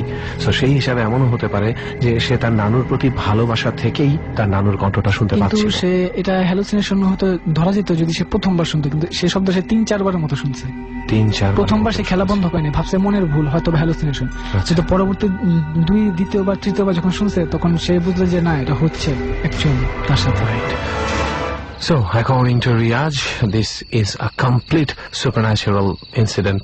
অবশ্যই আমার কাছেও দ্বিতীয় ঘটনাটা তাই মনে হচ্ছে, এবং প্রথম ঘটনাটা রিয়াজের কথা অনুযায়ী যে আসলেও হ্যালুসিনেশন একবার বা দুবার হতে পারে, 4-5 বার কি করে হ্যালুসিনেশন হয়। আর যে বুঝতে পারছে যে এটা হয়তো বা হ্যালুসিনেশন, তার ক্ষেত্রে তো আরো অসম্ভব। যে না বুঝে তার ক্ষেত্রে হয়তো বারবার হতে পারে। তোমার কথা অনুযায়ী তোমার বন্ধুটি কিন্তু ঠিকই বুঝতে পারছিল, মানে একবার সে চিন্তাও করেছে যে হয়তো হ্যালুসিনেশন, তাই না? So, এটা চিন্তা করার পরে কিন্তু আর হ্যালুসিনেশন হওয়ার কথা না, তার মানে সে সম্পূর্ণ সেন্সে চলে আসছে। সো আমরা ধরেই নিতে পারি যে ইট ইজ রিয়ালিটি। যাই হোক, অনেকগুলো সময় অলরেডি পার হয়ে গেছে, তো রিয়াজ আর কোনো এক্সপেরিয়েন্স? জি, লাস্ট একটা এক্সপিরিয়েন্স আমি বলবো, প্লিজ আমাদের সাথে সেটা একটু শেয়ার করুন। একটা মেয়েকে নিয়ে আর কি কাহিনীটা। আচ্ছা তো ইমনের কাছ থেকে শোনা তো ঘটনাটা, তো সে বলছে একটা মেয়ের কথা, আমি আর কি জানি না মেয়েটা কে অ্যাকচুয়ালি। আচ্ছা তো সেই মেয়েটা খুব ধনী করে ছিল এটা জানি, বয়স ছিল আর কি 23-24 মতো হইব। আচ্ছা তা সেই মেয়েটা খুব বাজে অভ্যাস ছিল যে সে ছেলেদের সাথে কারণে শুধু প্রতারণা করতো, এটাই তার আচ্ছা, অভ্যাস ছিল, আচ্ছা, খুব আচ্ছা। খারাপ অভ্যাস। তো এরকম করতে করতে একটা ছেলের সাথে রিলেশন হয়, যে ছেলে খুব ভদ্র ছিল, খুব ভালো ছিল, সুনাম ছিল তার। তো তার সাথে রিলেশন হওয়ার পর মেয়েটা এটা অকারণেই তার সাথে রিলেশনটা ভেঙে দেয়। আচ্ছা ভেঙে দেওয়ার পর ছেলে মানে খুব আঘাত পায়, এবং আঘাত পাওয়ার পর বলে যে আমি তোমাকে একটা কথা বললাম, তুমি যে আমার সাথে প্রতারণা করলা, তোমাকে এমন শাস্তি দিবেন যে তোর মৃত্যুর পর তোমার চেহারা কেউ দেখবে না। আচ্ছা, মানে ছেলেটা এই ধরনের একটা এই কার্স ধরনের- বা অভিশাপ হ্যাঁ, অভিশাপ দেওয়ার দিছে। চেষ্টা করে। বলছে যে আমি মারা যাবো, আমার চেহারা কেউ দেখবে না, এবং তুমি মারা যাবো, তোমার চেহারা কেউ দেখবে না, এবং তোমার লাস্ট পোস্টমর্টমে যাবে। বলার পর ছেলে চলে গেছে এবং ছেলে আত্মহত্যা করছে, মারা গেছে। তা মারা যাওয়ার পর ছেলেটা আত্মহত্যা করে? হ্যাঁ, আত্মহত্যা করে, কষ্ট সহ্য করতে না পারে। তো মেয়েটা আর কি স্বাভাবিকভাবে এটাকে এত গুরুত্ব দেয়নি, সে তার কাজ অব্যাহত রাখছে। তো একদিন হয়েছে কি, সে রাত্রে বেলা বের হয়েছে ড্রাইভারকে নিয়ে, সম্ভবত কোনোখানে গেছিল, বাসায় ফিরতেছিল। আচ্ছা তখন রাত হবে আনুমানিক 12টার মতো হবে রাত, রাস্তাঘাটে লোকজন তেমন ছিল না। আচ্ছা তখন সে তার ড্রাইভারকে নিয়ে বাসার পথে রওনা দিবে। একটা কথা বলে রাখা ভালো যে মেয়েটার পরনে ছিল সালোয়ার কামিজ, যেমনটা ওড়না ছিল বড়। ওকে তো যখন সে গাড়ির ভিতর ঢুকলো, ঢোকার পরে তার 15% ওড়না ছিল গাড়ির ভিতরে এবং 85% ওড়না ছিল গাড়ির বাইরে। আচ্ছা। মেয়েটা এটা খেয়াল করেনি, মানে গেটের সাথে আটকে হ্যাঁ, যায়। গেটের সাথে আটকে ছিল এবং চাকার প্রায় আচ্ছা, কাছাকাছি তুমি ছিল। কি ভুল বললে? আমার মনে হয় 85% ভিতরে ছিল আর 15% ছিল গাড়ির বাইরে। না, অর্ধেকের বেশিটি, অনেকটি বেশি, মানে কিন্তু সেটা তো ড্রাইভারেরও লুকিং গ্লাসেও খেয়াল করার কথা। খেয়াল, কিন্তু ড্রাইভার আনফরচুনেটলি সেটা খেয়াল করেনি। সে গাড়ি বাইরে স্টার্ট থেকেও দিয়ে- প্রচুর মানুষের নক করার কথা, এতখানি কাপড় যদি বের হয়ে থাকে। হ্যাঁ, কিন্তু আর কি হয়তো কারো চোখে পড়ে নাই, বিষয়টা অস্বাভাবিক, কিন্তু ঘটছে এটা। আচ্ছা, তারপরে কি হলো? সে গাড়ি যথাক্রমে স্টার্ট দিছে, স্টার্ট দেওয়ার পরে গাড়ি চলছে কিছুক্ষণ, অনুমতি 2-3 মিনিট চলার পরে হঠাৎ করে কি হয়েছে, মেয়েটার গলায় ওড়নাটা পেঁচে গেছে এবং চাকার সাথে ওড়নাটা পেঁচে গেছে। পেঁচে যাওয়ার পরে এমন ভাবে ওড়নার দ্বারা টান লাগছে যে তার মেয়েটার ওই যে মাথাটা দেহ থেকে বিচ্ছিন্ন হয় পিছন সিটে যায় পড়ছে, এবং যে গুরু কোরবানি দেওয়ার পর যেভাবে রক্ত প্রবাহিত হয়, দিয়ে বের হয়। খুব এরকম ভাবে আর কি রক্ত বের হতেছে, Oh my ছড়ায় গিয়ে। God. এবং ড্রাইভার মানে খুব অল্প সময় তো ঘটনা ঘটছে, ড্রাইভার আর কি বুঝতে বেশ কিছু সময় লাগছে। ড্রাইভার টাকা দেখে যে তার পাশে যে বসে আছে তার মাথা নেই, পিছনে মাথাটা, এবং গলগলা রক্ত বের হয়ে গেছে। ড্রাইভার সেখানে হার্ট অ্যাটাক করছে, দেখে বিষয়টা সহ্য করতে পারেনি অ্যাকচুয়ালি। হার্ট অ্যাটাক করার পর লোকজন আসছে, সেখানে পুলিশ আসছে। হ্যাঁ, হ্যাঁ। আসার পর মেয়েটার সে লাশ, কি গাড়ি ব্রেক করেছিল তো? গাড়ি আর কি একটা গাছের সাথে বাড়ি খেয়ে গেছে, আচ্ছা। পাশে রোডের পাশে গাছ ছিল এবং সেখানে ব্রেক করছে গাড়ি। সেখানে লোকজন আসছে, পুলিশ আসছে। তা আসার পর একটা জিনিস দেখা গেল যে ড্রাইভারটা আর কি মারা গেছে প্রায়, কিন্তু সবাই নিশ্চিত হতে পারতেছে না, কারণ তার নিঃশ্বাস বন্ধ। তাকে চোখে মুখে পানি দেওয়ার পরে তার জ্ঞান ফিরে নেই, কিন্তু তার হৃদ স্পন্দন সেটা ছিল, সেটা অব্যাহত ছিল, চলছে। আচ্ছা হ্যাঁ, চলছে। এবং মেয়েটা যথারীতি ওই রকমই আছে, কিন্তু তার পরনে সালোয়ার কামিজ ছিল, কিন্তু সেখানে তার ছিল শাড়ি পরা। মানে আমি বুঝলাম না, সে তো ওড়না পেঁচিয়েই তো মৃত্যুটা হলো।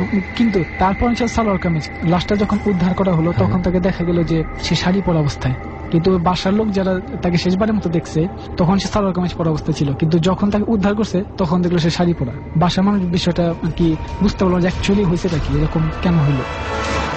তো এই টোটাল স্টোরিটা থেকে আমরা বেশ কিছু পয়েন্ট অফ ভিউ পেয়েছি। হয়তোবা এখানে কিছু প্রতারণার ফ্যাক্টর ছিল, হয়তোবা ছেলেটার মনে অনেক কষ্ট ছিল, কষ্ট থেকে যে চলে গেছে। মেয়েটার মনেও হয়তোবা অন্যরকম কোনো চিন্তা ছিল, আমরা তো জানি না। এমন তো হতে পারে যে মেয়েটা কাউকেই প্রতারণা করেনি, মেয়েটাকেই 10টা ছেলে প্রতারণা করেছে বা প্রতারিত হয়েছে 10 জনের কাছে, এমনও হতে পারে। আমরা যেহেতু অরিজিনাল ঘটনা জানি না, আমরা মেয়েটাকে বা ছেলেটাকে কাউকেই দোষী সাব্যস্ত করব না। তবে এতটুকু সবাইকে বলতে চাই, প্রত্যেকজনকে, যে মেয়েদের ক্ষেত্রে স্পেশালি শাড়ি এবং সম্পর্ক দুটোর ক্ষেত্রে একটু সাবধান থাকবেন। এই গাড়িতে যে ঘটনাটা ঘটেছে এটা রিক্সায় অনেক ঘটে, অনেকেই গলা পেঁচিয়ে এভাবে মৃত্যু হয়, এবং এই কারণে সবাইকেই একটু বেশি সাবধান থাকতে হবে। অনেকগুলো অদ্ভুত এবং একটু অন্যরকম ধরনের ঘটনা ডরের সাথে শেয়ার করার জন্য রিয়াজ, তোমাকে অনেক ধন্যবাদ। আপনাকেও ধন্যবাদ। তো বন্ধুরা, এতক্ষণ শুনলাম একজনের গল্প, এখন আবারও আরেকজনের কাছে চলে যাব এবং তিনি একজন কবি। তিনি লেখালেখি করেন, গল্প লেখার চেষ্টা করেন, মাঝে মাঝে কবিতা লেখার চেষ্টা করেন। আসলে এই জিনিসগুলো তো চেষ্টা করে পারা যায় না, যার ভেতরে উপরওয়ালা দিয়ে দেন তার ভিতর থেকেই বের হয়ে আসে। তো যাই হোক, তার পরিচয় কিছুটা আমি দিয়ে দিলাম, বাকিটা তার কাছ থেকেই জানবো। সত্যেন ভাই কেমন আছেন? জি ভালো আছি, আপনি ভালো আছেন তো? এই তো ভালো আছি। তো সত্যেন ভাই, আমাদের শ্রোতাদের জন্য আপনার পরিচয়টা, আপনি কি করছেন এখন? আমার নাম সত্যেন্দ্রনাথ দত্ত।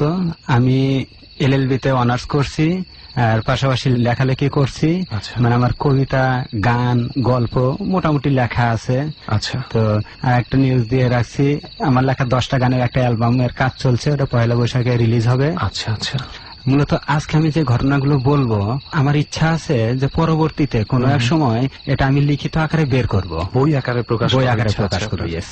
আচ্ছা আচ্ছা। যাই হোক, তো বন্ধুরা, আমরা কিন্তু এটাও জেনে নিলাম যে আজকে আমরা সত্যেন ভাইয়ের কণ্ঠে যেই সত্য ঘটনাগুলো শুনবো, সেই ঘটনাগুলো আবারও পরবর্তীতে সম্ভাবনা আছে যে লিখিত আকারে বই হিসেবে বের হবে। তো তখন ওই বইগুলো যদি কেউ পড়ে এটা চিন্তা করেন যে ABC থেকে ঘটনা নিয়ে বা ডর থেকে ঘটনা নিয়ে কেউ একজন বই লিখছে, তাহলে বুঝবেন যে কেউ একজন না, সেই সত্য ঘটনাগুলো স্বয়ং সত্যেন ভাই লিখছেন। যাই হোক, তো আমরা সময় বেশি নষ্ট করব না। সত্যেন ভাই, আমরা প্রথমেই আপনার কাছ থেকে আপনার নিজস্ব কোনো এক্সপেরিয়েন্স বা অভিজ্ঞতা শুনতে চাই। শিওর। আসলে আমি যে ঘটনাটা বলতে যাচ্ছি এটা আমার নিজের সাথে ঘটা ঘটনা। আচ্ছা, এটা কবে ঘটে? এটা 2006 সালে। 2006 এবং কোথায়? এটা হচ্ছে আমার গ্রাম বগুড়া জেলার ধুনট থানার মহীশুরা নামক গ্রাম। আচ্ছা। তো আমার বাড়ি থেকে ধুনট থানা শহরের দূরত্ব হচ্ছে 11 কিলোমিটার। আচ্ছা। এই 11 কিলোমিটার রাস্তার মাঝখানে আমার বাড়ি থেকে মোটামুটি 1.5 কিলো দূরে ইসামতি নামক একটা নদী আছে। আচ্ছা আচ্ছা। এই নদীটার পাড়েই মূলত এই ঘটনাগুলো ঘটেছে। তাহলে চলুন সত্যেন ভাই, আমরা সরাসরি একদম ওই সময়টাতে 2006 চলে যাই। ওকে। তো আমি একটা কাজে গিয়েছিলাম আমাদের থানা শহরে।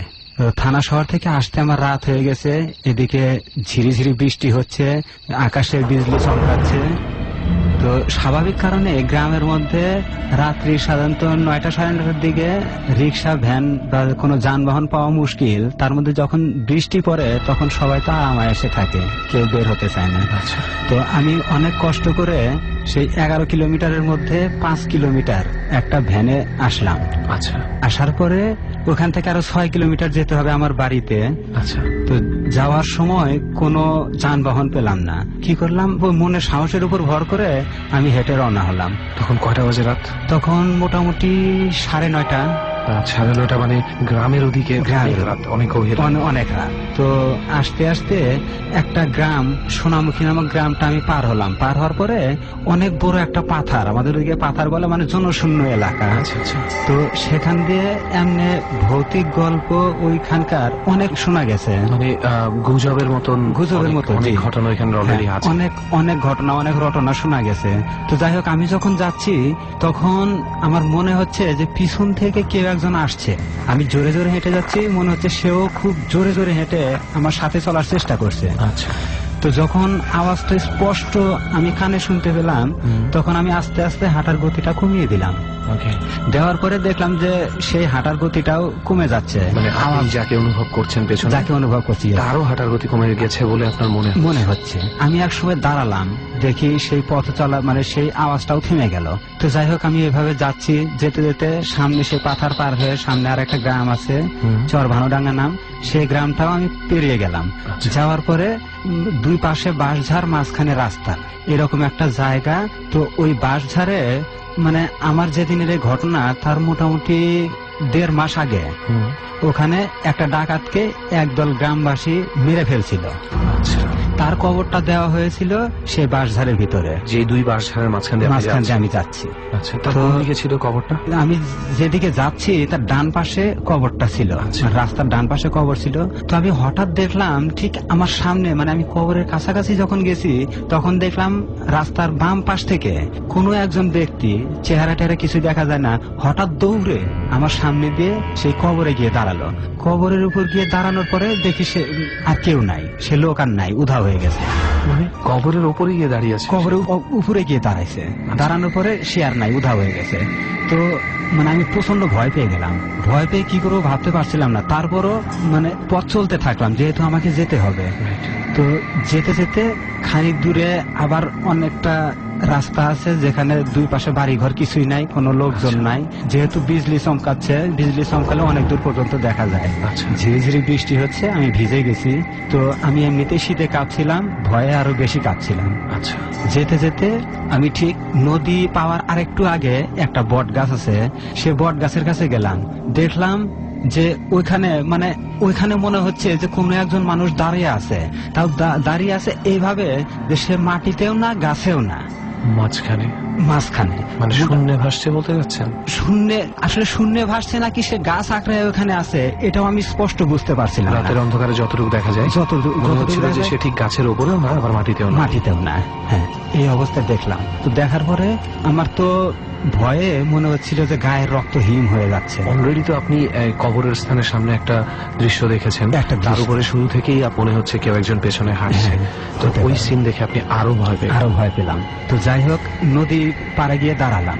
আচ্ছা, নদীর পাড়ে গিয়ে দাঁড়ানোর পরে দেখলাম যে নৌকা নদীর ওপারে। নৌকাটা সাধারণত এপারেই থাকে, কিন্তু তখন নৌকাটা নদীর এপারে নাই, নদীর ওপারে। আচ্ছা, তো আমি মাঝিকে ডাকলাম। আচ্ছা, বেশ কয়েকটা ডাক দিলাম, মানে আমার গায়ে যত জোর আছে সবগুলো জোর আমি একত্রিত করে সেই মাঝিকে ডাকলাম। আচ্ছা, কিন্তু মাঝির কোনো সারা শব্দ পেলাম না। তো হঠাৎ বিজলির চমকানিতে আমি ঠিক নদীর পার বরাবর বাম দিকে তাকালাম। আচ্ছা, বাম দিকে তাকিয়ে দেখলাম যে অনেক লম্বা একটা লোক আসছে। লোকটা একদম পা থেকে মাথা পর্যন্ত সাদা, মনে হলো যে কোনো হুজুর আসছে। আপনার মাথায় পাগড়ি আর জুব্বা টুব্বা পরা, সম্পূর্ণ সাদা। আচ্ছা, তো উনি বাম দিক থেকে হেঁটে হেঁটে আসছে একদম নদীর কিনার দিয়ে, একদম তীর ঘেঁষে। আচ্ছা, মানে একদম পানির উপরে, মানে ওটাতে ঢালু জায়গা, তারপর উনি সেখান দিয়ে আসছে। আচ্ছা, মানে খুব দ্রুত আসছে। তা আমি ভয় পেয়ে গেলাম। আর তখন আমার অবস্থাটা এমন ছিল যে আমি যেখানে দাঁড়িয়ে আছি সেখান থেকে 2 থেকে 250 মিটার দূরে ডান দিকে আপনার শ্মশান ঘাট। আচ্ছা, আর পিছন দিকে তো আমি সেই বট গাছটা পার হয়ে আসলাম, সেই রাস্তা, ওই বাঁশঝাড় সেই বট গাছ, সেই রাস্তা। আর বাম দিক থেকে উনি আসছেন, আর সামনে তো আমার নদী।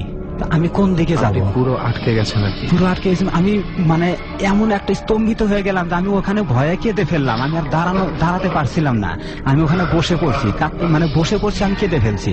তো হঠাৎ সেই লোকটা আসছে গিয়ে? হ্যাঁ, সেই লোকটা আসছে। আমি আবার ওদিকে তাকাই, দেখি হ্যাঁ সেই লোকটা আসছে। তো আমার মানে এমন অবস্থা হলো যে আজ বোধহয় আমি শেষ। আচ্ছা, তো উনি এসে মোটামুটি আমার কাছ থেকে 1.5-2 হাত দূরে দাঁড়ালেন, আমার কাছে আসলেন না। তো এসে উনি আমাকে, আপনি তার চেহারা দেখতে পেলেন? বিজলির মানে আকাশে যে বিদ্যুৎ চমকাচ্ছে, সেই চমকানিতে আমি তার চেহারা মানে খুব ভালোভাবে দেখতে পাইনি, কেননা উনি আমার চেয়ে অনেক লম্বা। আচ্ছা, তো মাথা উপর দিকে দিয়েও তার চেহারাটা ঠিক মতো আমি বুঝতে পারছিলাম না। উনি খুব গম্ভীর কণ্ঠে আমাকে জিজ্ঞেস করলেন যে কোথা থেকে আসছে। ডর মানে ভয়, হন্টেড বাই প্রাণ মিস্টার ম্যাঙ্গো ক্যান্ডি। মাথা উপর দিকে দিয়েও তার চেহারাটা ঠিক মতো আমি বুঝতে পারছিলাম না। উনি খুব গম্ভীর কণ্ঠে আমাকে জিজ্ঞেস করলেন যে কোথা থেকে আসছো। আমি বললাম ধুনট থেকে। তো বলছে এত রাত করছো কেন? তো বললাম গাড়ি পাইনি, হেঁটে হেঁটে আসছি, আমার আসতে দেরি হয়ে গেছে, তার মধ্যে এই বৃষ্টি বাদলের দিন। তো উনি বললেন যে কি ব্যাপার, নৌকা আসে না, মাঝি আসে না? তো বললাম যে না, মাঝি তো আসছে না, আমি ডাকলাম। মানে আমি কিন্তু তখন অনেকটা সাহস পাইছি, কেননা উনার গা থেকে একটা সুগন্ধি বের হয়েছে। আচ্ছা, সেই সুগন্ধিতে আমার মনে কেন যেন অনেক শক্তি এসে পড়ছে। আচ্ছা আচ্ছা, সাধারণত এই ধরনের মানে ব্যাপারগুলো যখন ঘটে, বাজে জিনিস যখন আশেপাশে থাকে তখন বাজে গন্ধই পাওয়া যায়। বাজে গন্ধ। তো সুগন্ধ পেয়ে আপনার বোধহয় মনে হচ্ছে যে কোনো একটা কিছু পজিটিভ। আসলে আমি এটাই ভাবছিলাম যে বোধহয় মানে উপরওয়ালা আমার জন্য কোনো একটা কিছু পাঠাইছে আমাকে সাহায্য করার জন্য, এটা আমার মনে হয়েছিল। আচ্ছা, তো যাই হোক, আমি বললাম যে মাঝি তো আসছে না। তো উনি কি করলেন, মানে স্বাভাবিকভাবেই মাঝিকে ডাকলেন। উনি অনেক গম্ভীর কণ্ঠ মাঝিকে ডাকলেন, একটা ডাকি দিয়েছেন। মানে বললেন যে নৌকাওয়ালা ভাই এদিকে আসো, আমাদের নিয়ে যাও। আচ্ছা, আর কোনো কথা বললেন না। আমি মনে মনে ভাবলাম যে এটার চেয়ে অনেক জোরেই তো আমি ডাক দিয়েছি, কিন্তু মাঝি তো কোনো সারা শব্দ দেয় নাই। আচ্ছা, তো হঠাৎ সামনের দিকে তাকিয়ে দেখি যে নৌকাটা আসছে। মানে সাধারণভাবে উনি তো মানে আপনার কথা অনুযায়ী যা বুঝলাম যে আমরা এই যে এখন আমরা যেভাবে কথা হ্যাঁ, বলছি আমরা এখন যে উনি কথা অনেকটা বলছি, ভাবেই বলেছেন হ্যাঁ, নৌকা ওইভাবে। এদিকে আসে, বা এর চেয়ে একটু জোরে হতে পারে। কিন্তু আপনি তো চিৎকার আমি তো করেছিলেন, চিৎকার করেছিলাম, তাও তো কেউ সাড়া দেয়নি। না। তো যাই হোক, যখন দেখলাম যে নৌকাটা আসছে, মানে যখন বিদ্যুৎ চমকাচ্ছে, তখন আমি তাকিয়ে দেখি যে নৌকার উপরে মাঝি বসে আছে এবং মাঝির মাথায় গামছার মতো কোনো একটা ন্যাকড়া উনি এভাবে ঝুলায় রাখছে, তার মাথা মানে মুখটা দেখা যাচ্ছে না, আর উনি মাথাটা নিচ দিক দিয়ে আছে, মাঝিটা মাথা নিচ দিক দিয়ে আছে। তো নৌকা আসলো, মাঝি কোনো কথা বললো না, উনি সেই হুজুর আমাকে বললেন যে চড়ো। আমি নৌকায় চললাম, উনিও পরে চললেন, চড়ে যাই হোক আমরা নদী পার হলাম। নদী পার হওয়ার পরে আমরা এই সময়টুকুতে আপনাদের মধ্যে কোনো রকম কথা, আর কোনো কথা হয় না। মাঝির মুখে কোনো কথা না, কেউ মাঝি কোনো কথা তখনও বলে মাথা না। ঢাকে রাখছে, হ্যাঁ, মাঝি তখনও মাথা ঢেকে রাখছে এবং মাথা নিচ দিক দিয়ে রাখছে, শুধু হাত চলছে তার। হ্যাঁ, শুধু তার হাত চলছে। যাই হোক, আমরা নদীটা পার হলাম।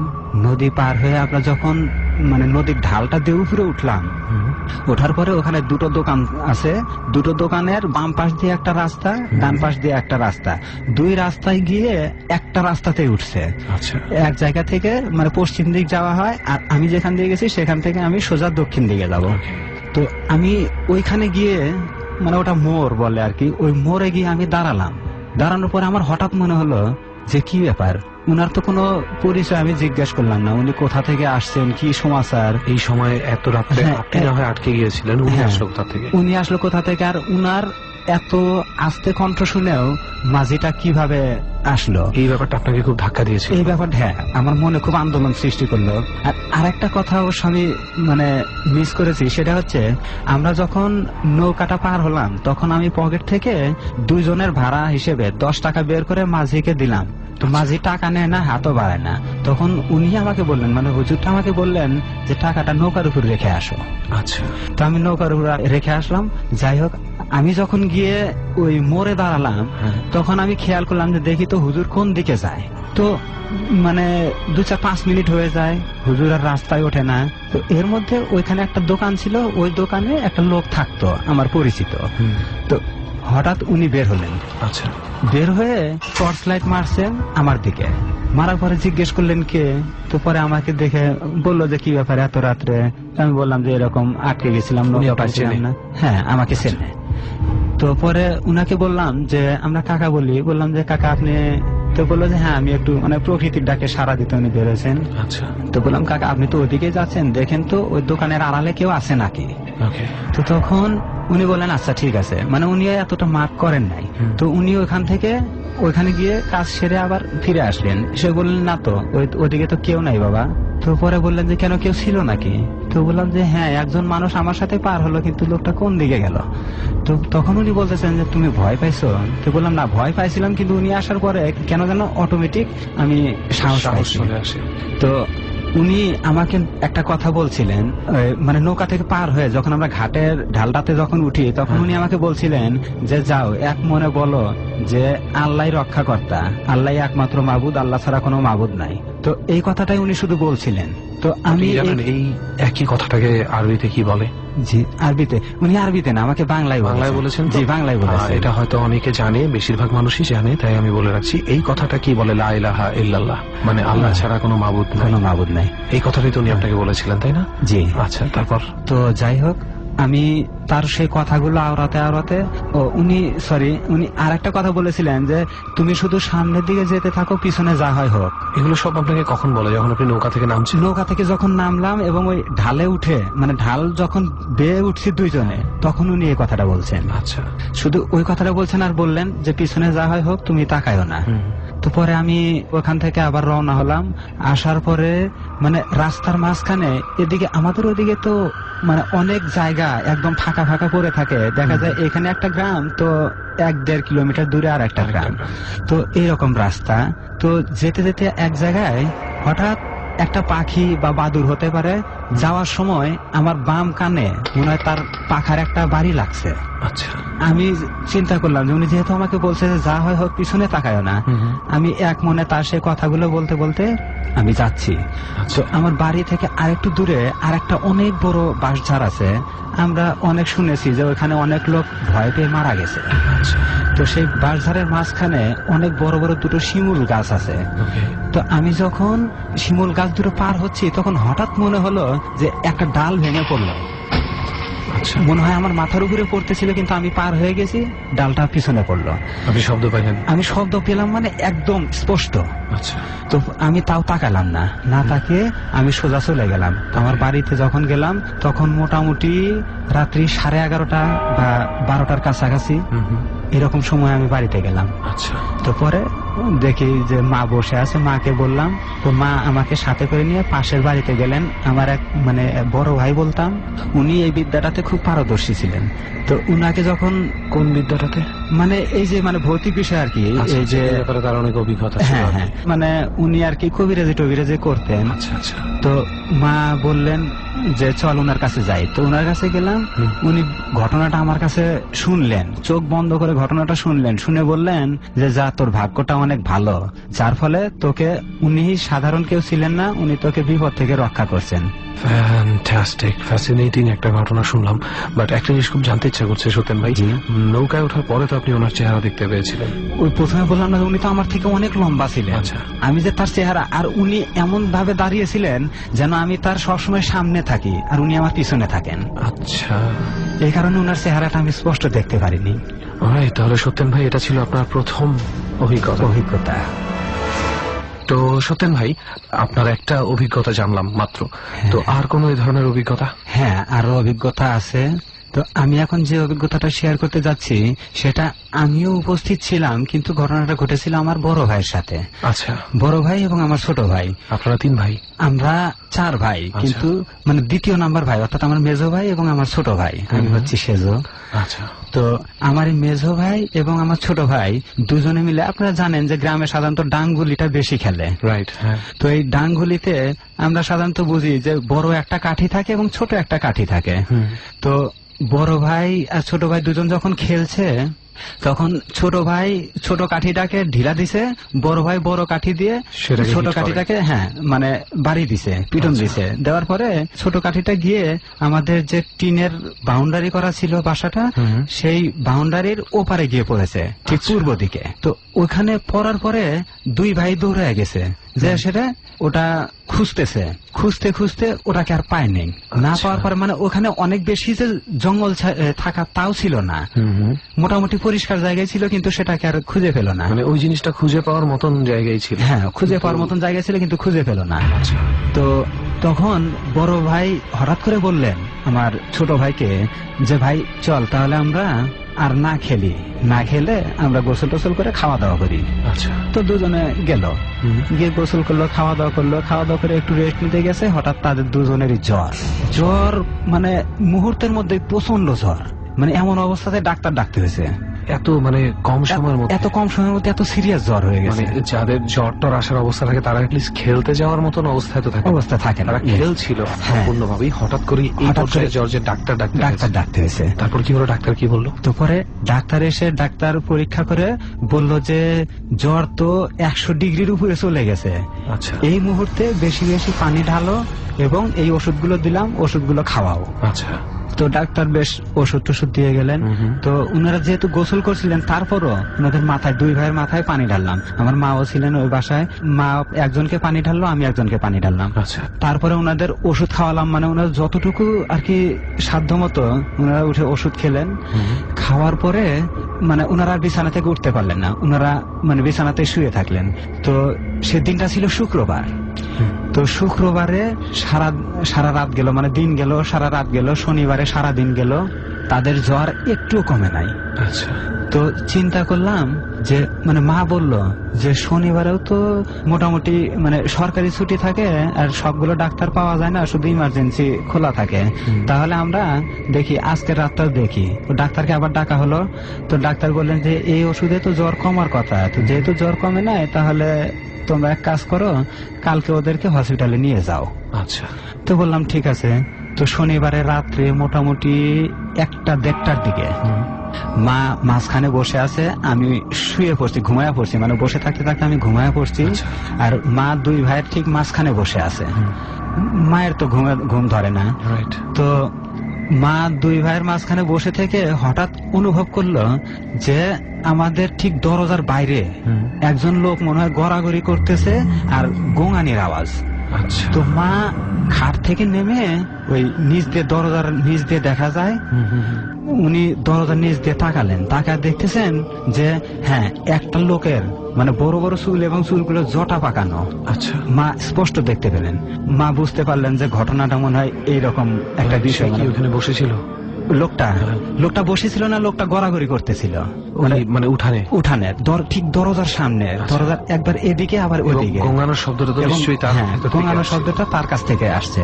আচ্ছা। তো মা পরে বিষয়টা বুঝতে পেরে মা তাকে অনেক অনুনয় বিনয় করলো, অনেক হাত জোর করছে। যে মানে মা বলছে এভাবে যে বাবা ওরা ছেলে ফেলে মানুষ, ওরা না বুঝে একটা অন্যায় করছে, আমি জানি না আপনি কি অন্যায় করেছিল, আমরা তো এই ব্যাপারটা ঠিক বুঝলাম। আসলে অন্যায়টা কি এটা স্পষ্ট না। অন্যায়টার মধ্যে এই অন্যায়টা হচ্ছে যে ওইখানে একটা কবর ছিল, সেই কবরের উপর গিয়ে তার সেই মানে ছোট কাঠিটা পড়েছিল। আচ্ছা। বড় জোর এটাই হচ্ছে অন্যায়। এবং আমার মনে হয় এটাও হতে পারে যে তারা হয়তো না বুঝে কবরের উপরে উঠে গিয়েছিল, বা হতে পারে। তো যাই হোক, উনি যে ব্যথা পাইছেন এই ধরনের আর কি একটা মানে অনুভূতি প্রকাশ করতেছে। তো যাই হোক, মা অনেক অনুনয় বিনয় করলো। মা বললেন যে দেখেন উনারা তো ছোট মানুষ, না বুঝে অন্যায়টা করছে, তো আপনি ওনাদের মাফ করে দেন, এর পরবর্তীতে আর এরকম ভুল হবে না। আচ্ছা। তখন উনি মানে উঠে দাঁড়ালেন। মা তো ওখানে বসেছিলেন, দরজার এই পাশে মা বসেছিলেন। উনি উঠে দাঁড়ালেন, মনে হয় গা ঝাড়লেন হাত দিয়ে, এরকম একটা আওয়াজ হলো। তো তারপরে উনি শুধু বললেন যে তোরা যত তাড়াতাড়ি সম্ভব বাসা ছেড়ে দে। তো তখন যে বাসায় তখন আপনারা, হ্যাঁ যে বাসায় আমরা তখন ছিলাম, ওটা তো ভাড়া বাসা ছিল। তো বললেন তোরা তাড়াতাড়ি এই বাসা ছেড়ে দে। আচ্ছা। তখন মা বললেন যে ঠিক আছে বাবা, আমরা আগামী 1 তারিখে এই বাসা ছেড়ে দেব, তো আপনি ওদের মাফ করে দেন, আর ওরা মানে ভবিষ্যতে আর এরকম কিছু করবে না। হয়তো আপনি ব্যথা পাইছেন এই কারণে আপনি এরকম করছেন। মানে মা এসব কথা বলছে আর মনে হচ্ছে যে একটা গাছ দিয়ে, একটা ডাল দিয়ে, আমাদের ঘরটা ছিল টিনের চালাতে মনে হয় জোরে জোরে কেউ ঝাড়ু দিচ্ছে, এরকম একটা অবস্থা। মা এগুলো বলার পরে উনি যাওয়ার সময় ঠিক টিনের চালাতে, মানে মনে হয় উনি কোন দিকে গেলেন বোঝা গেল না, সম্ভবত উপর দিকে গেছেন, এরকম একটা অবস্থা।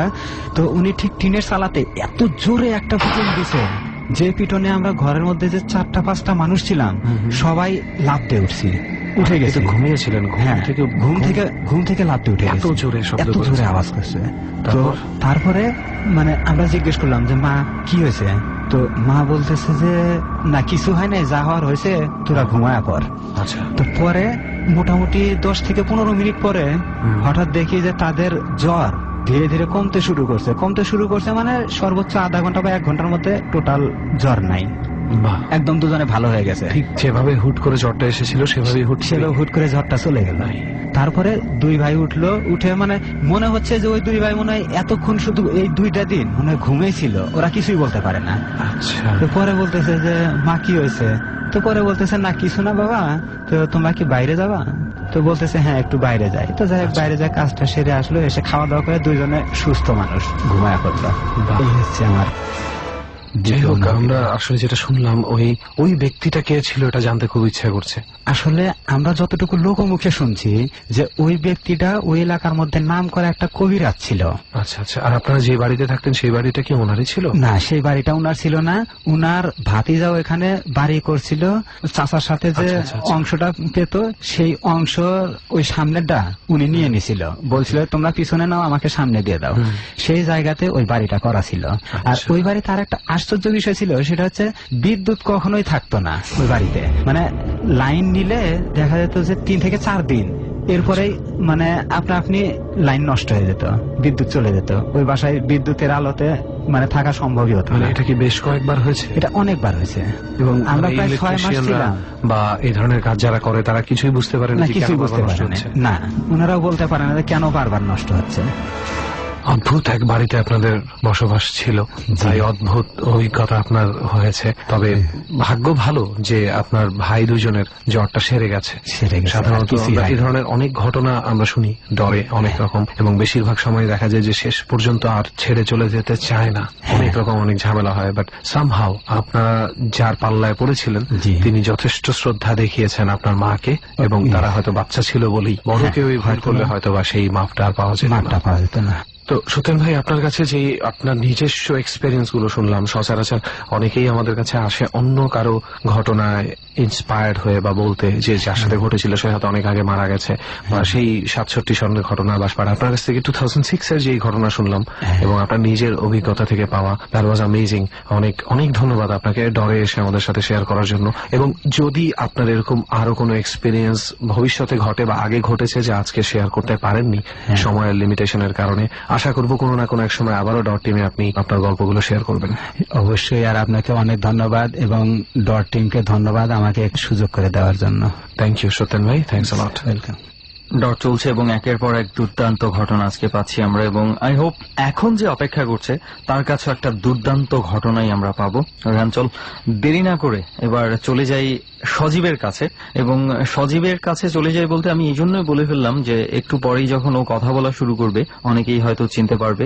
সজীব ডরে আগেও একবার এসেছিল, এবং সজীবের আরো কিছু ঘটনা ছিল যখন সময় স্বল্পতার কারণে সজীব আমাদের সাথে শেয়ার করতে পারেনি। তো আজকে এখানে সজীবকে আমরা আবারও আমন্ত্রণ জানিয়েছি, এবং সজীব আজকে যে স্টোরিগুলো শেয়ার করা হয়নি সজীব সেইগুলোই শেয়ার করবে আমাদের সাথে। তো অনেক ধন্যবাদ সজীব দ্বিতীয়বারের মতো ডরে আসার জন্য। জি ভাই, আপনাদেরকেও ধন্যবাদ এবং ডট টিমকে ধন্যবাদ আমাকে আবারও সুযোগ দেওয়ার জন্য। ওকে সজীব, এমনিতে তো আমরা তোমার পরিচয় মোটামুটি জানি, আরো একবার আমরা একটু যারা নতুন শুনছে সজীবকে তোমার পরিচয়টা আরো একবার জেনে নিই। আমি অ্যাকচুয়ালি কুমিল্লা হরমা থেকে এসেছি। আমি একটা প্রাইভেট ইউনিভার্সিটিতে ইংলিশ লিটারেচারের উপর স্টাডি করতেছি।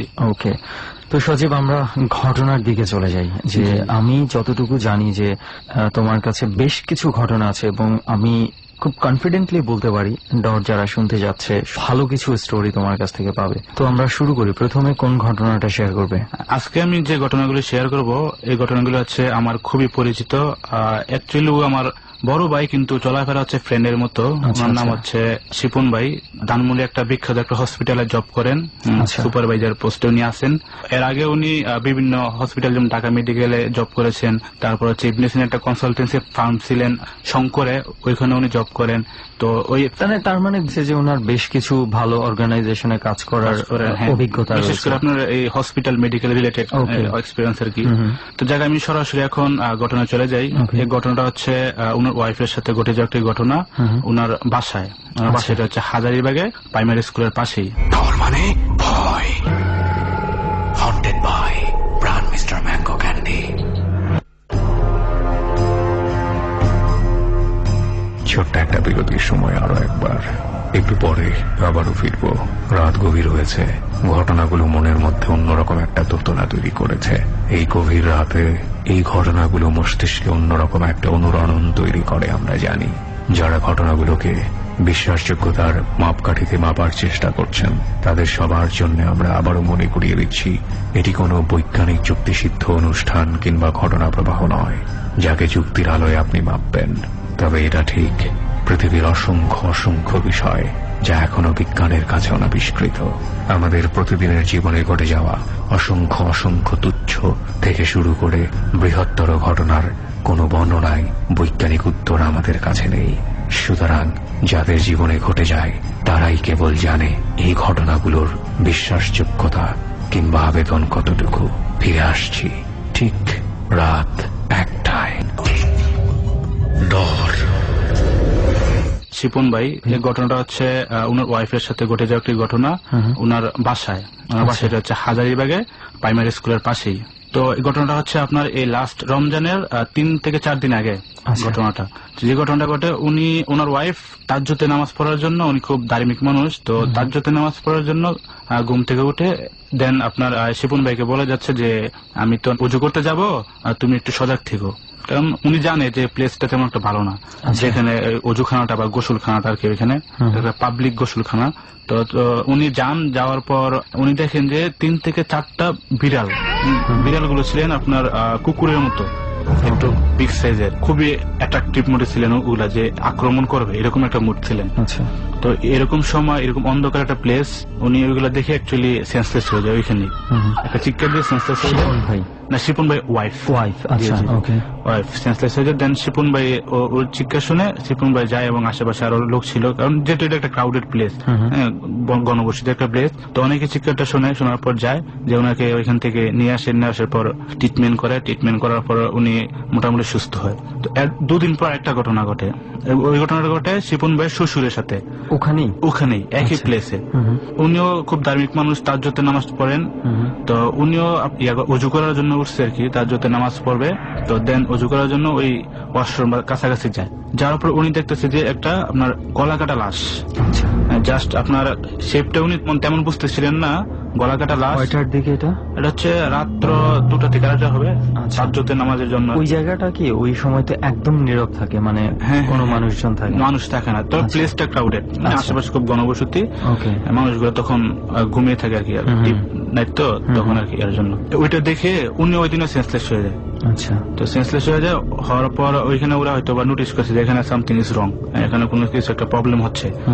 তো ওনারা হুজুর ডাকার পর হুজুর বলতেছে যে এখানে তো প্রবলেম হয়, তোমরা খুব কেয়ারফুলি করো, আমি এখানে বন্ধ করে দিয়ে যাচ্ছি। তো হুজুর জায়গাটা বন্ধ করে দিয়ে যায়। আচ্ছা, দেওয়া যাওয়ার পর ওইখানে আর প্রবলেম হয় না, ওয়াশরুমে কোনো প্রবলেম হয় না। এর আগে নাকি অনেক ঘটনা ঘটছে, মানে এলাকার মানুষগুলা কমপ্লেন করছে যে এখানে এরকম সমস্যা হয়, আমিও দেখেছি এরকম। দ্যাট মিন্স ওই এলাকারও আরো কিছু মানুষজন এই ধরনের ঘটনা ফেস করেছে।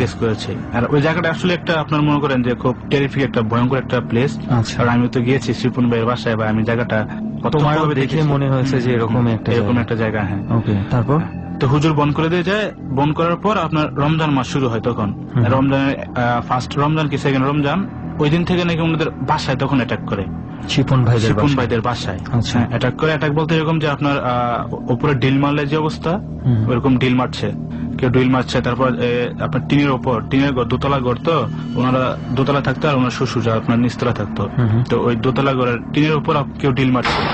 তারপর হচ্ছে কোনো কিছু একটা ধাপ করে হঠাৎ করে পড়লে যে অবস্থা, এরকম একটা আওয়াজ হচ্ছে। হ্যাঁ, তারপর ওনাদের যে ইয়েগুলো আছে, আপনার ঘরের যে সেলফ গুলো আছে, বইয়ের সেলফ, ওনার ছেলে মেয়েদের যে পড়াশোনার টেবিল, এগুলো সব এলোমেলো হয়ে যায়। মানে এটা কি ওই ঘটনার পর থেকে? এবং শুধু উনাদের ঘরেই হচ্ছে না, আশেপাশে উনাদের ঘরে হচ্ছে শুধু।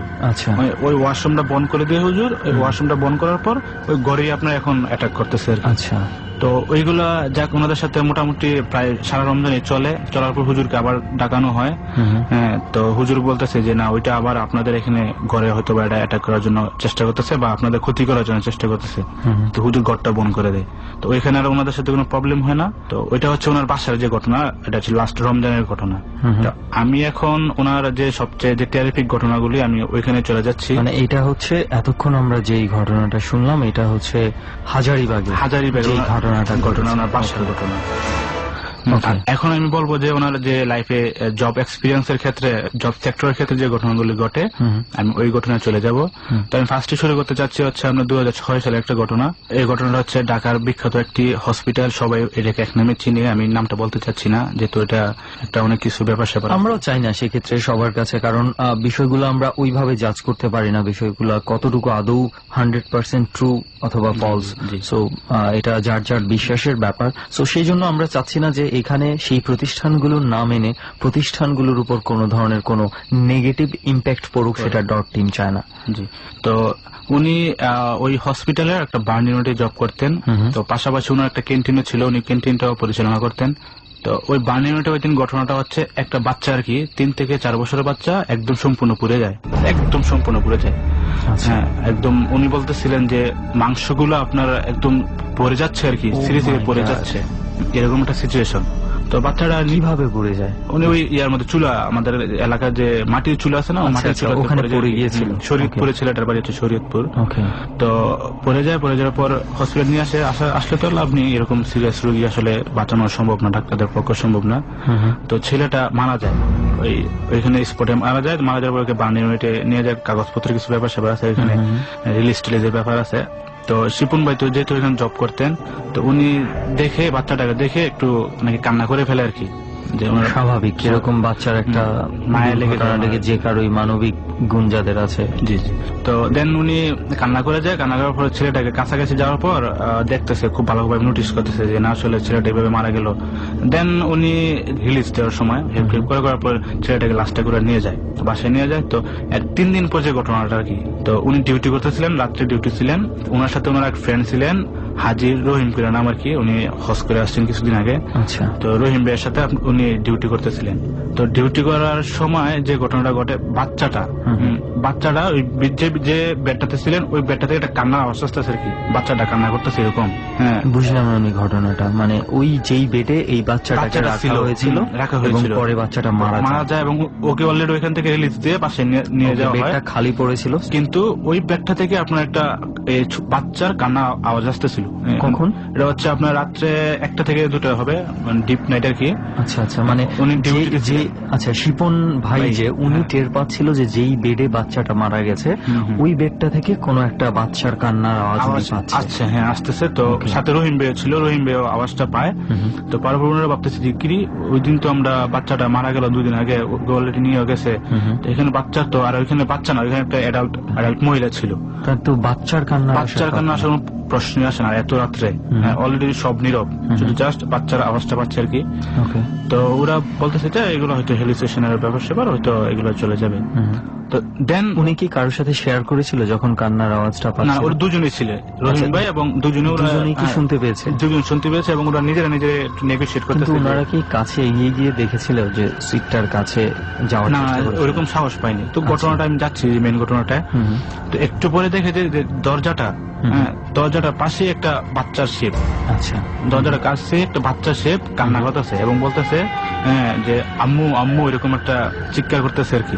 এই বাচ্চাটা এরকম একটা চিৎকার করতেছে, ছোট্ট বাচ্চা তো, 2 থেকে 3 বছরের বাচ্চা। তো ওনারা নোটিস করে যে না, এখানে দেয়ার ইজ সামথিং রং, এখানে অবশ্যই কোনো একটা প্রবলেম হচ্ছে। তো ওনারা একটু ভয় পেয়ে যায়। আচ্ছা। ভয় পেয়ে যাওয়ার পর ওনারা ক্যান্টিনে চলে যায়। ক্যান্টিনটা শিপুন ভাই পরিচালনা করতেন। ক্যান্টিনে চলে যাওয়ার পর বাচ্চাটা আপনার ক্যান্টিনের মধ্যে নক করতেছে। ও মাই গড, মানে ওই ঘটনার পরপরই মানে ওনারা ক্যান্টিনে চলে যায়, ফলো করতেছে বাচ্চাটা। হ্যাঁ, ফলো করে আপনার ক্যান্টিনের কাছে চলে যায়। তো ওনারা তখন নাকি একদম সিরিয়াসলি ভয় পেয়ে যায়।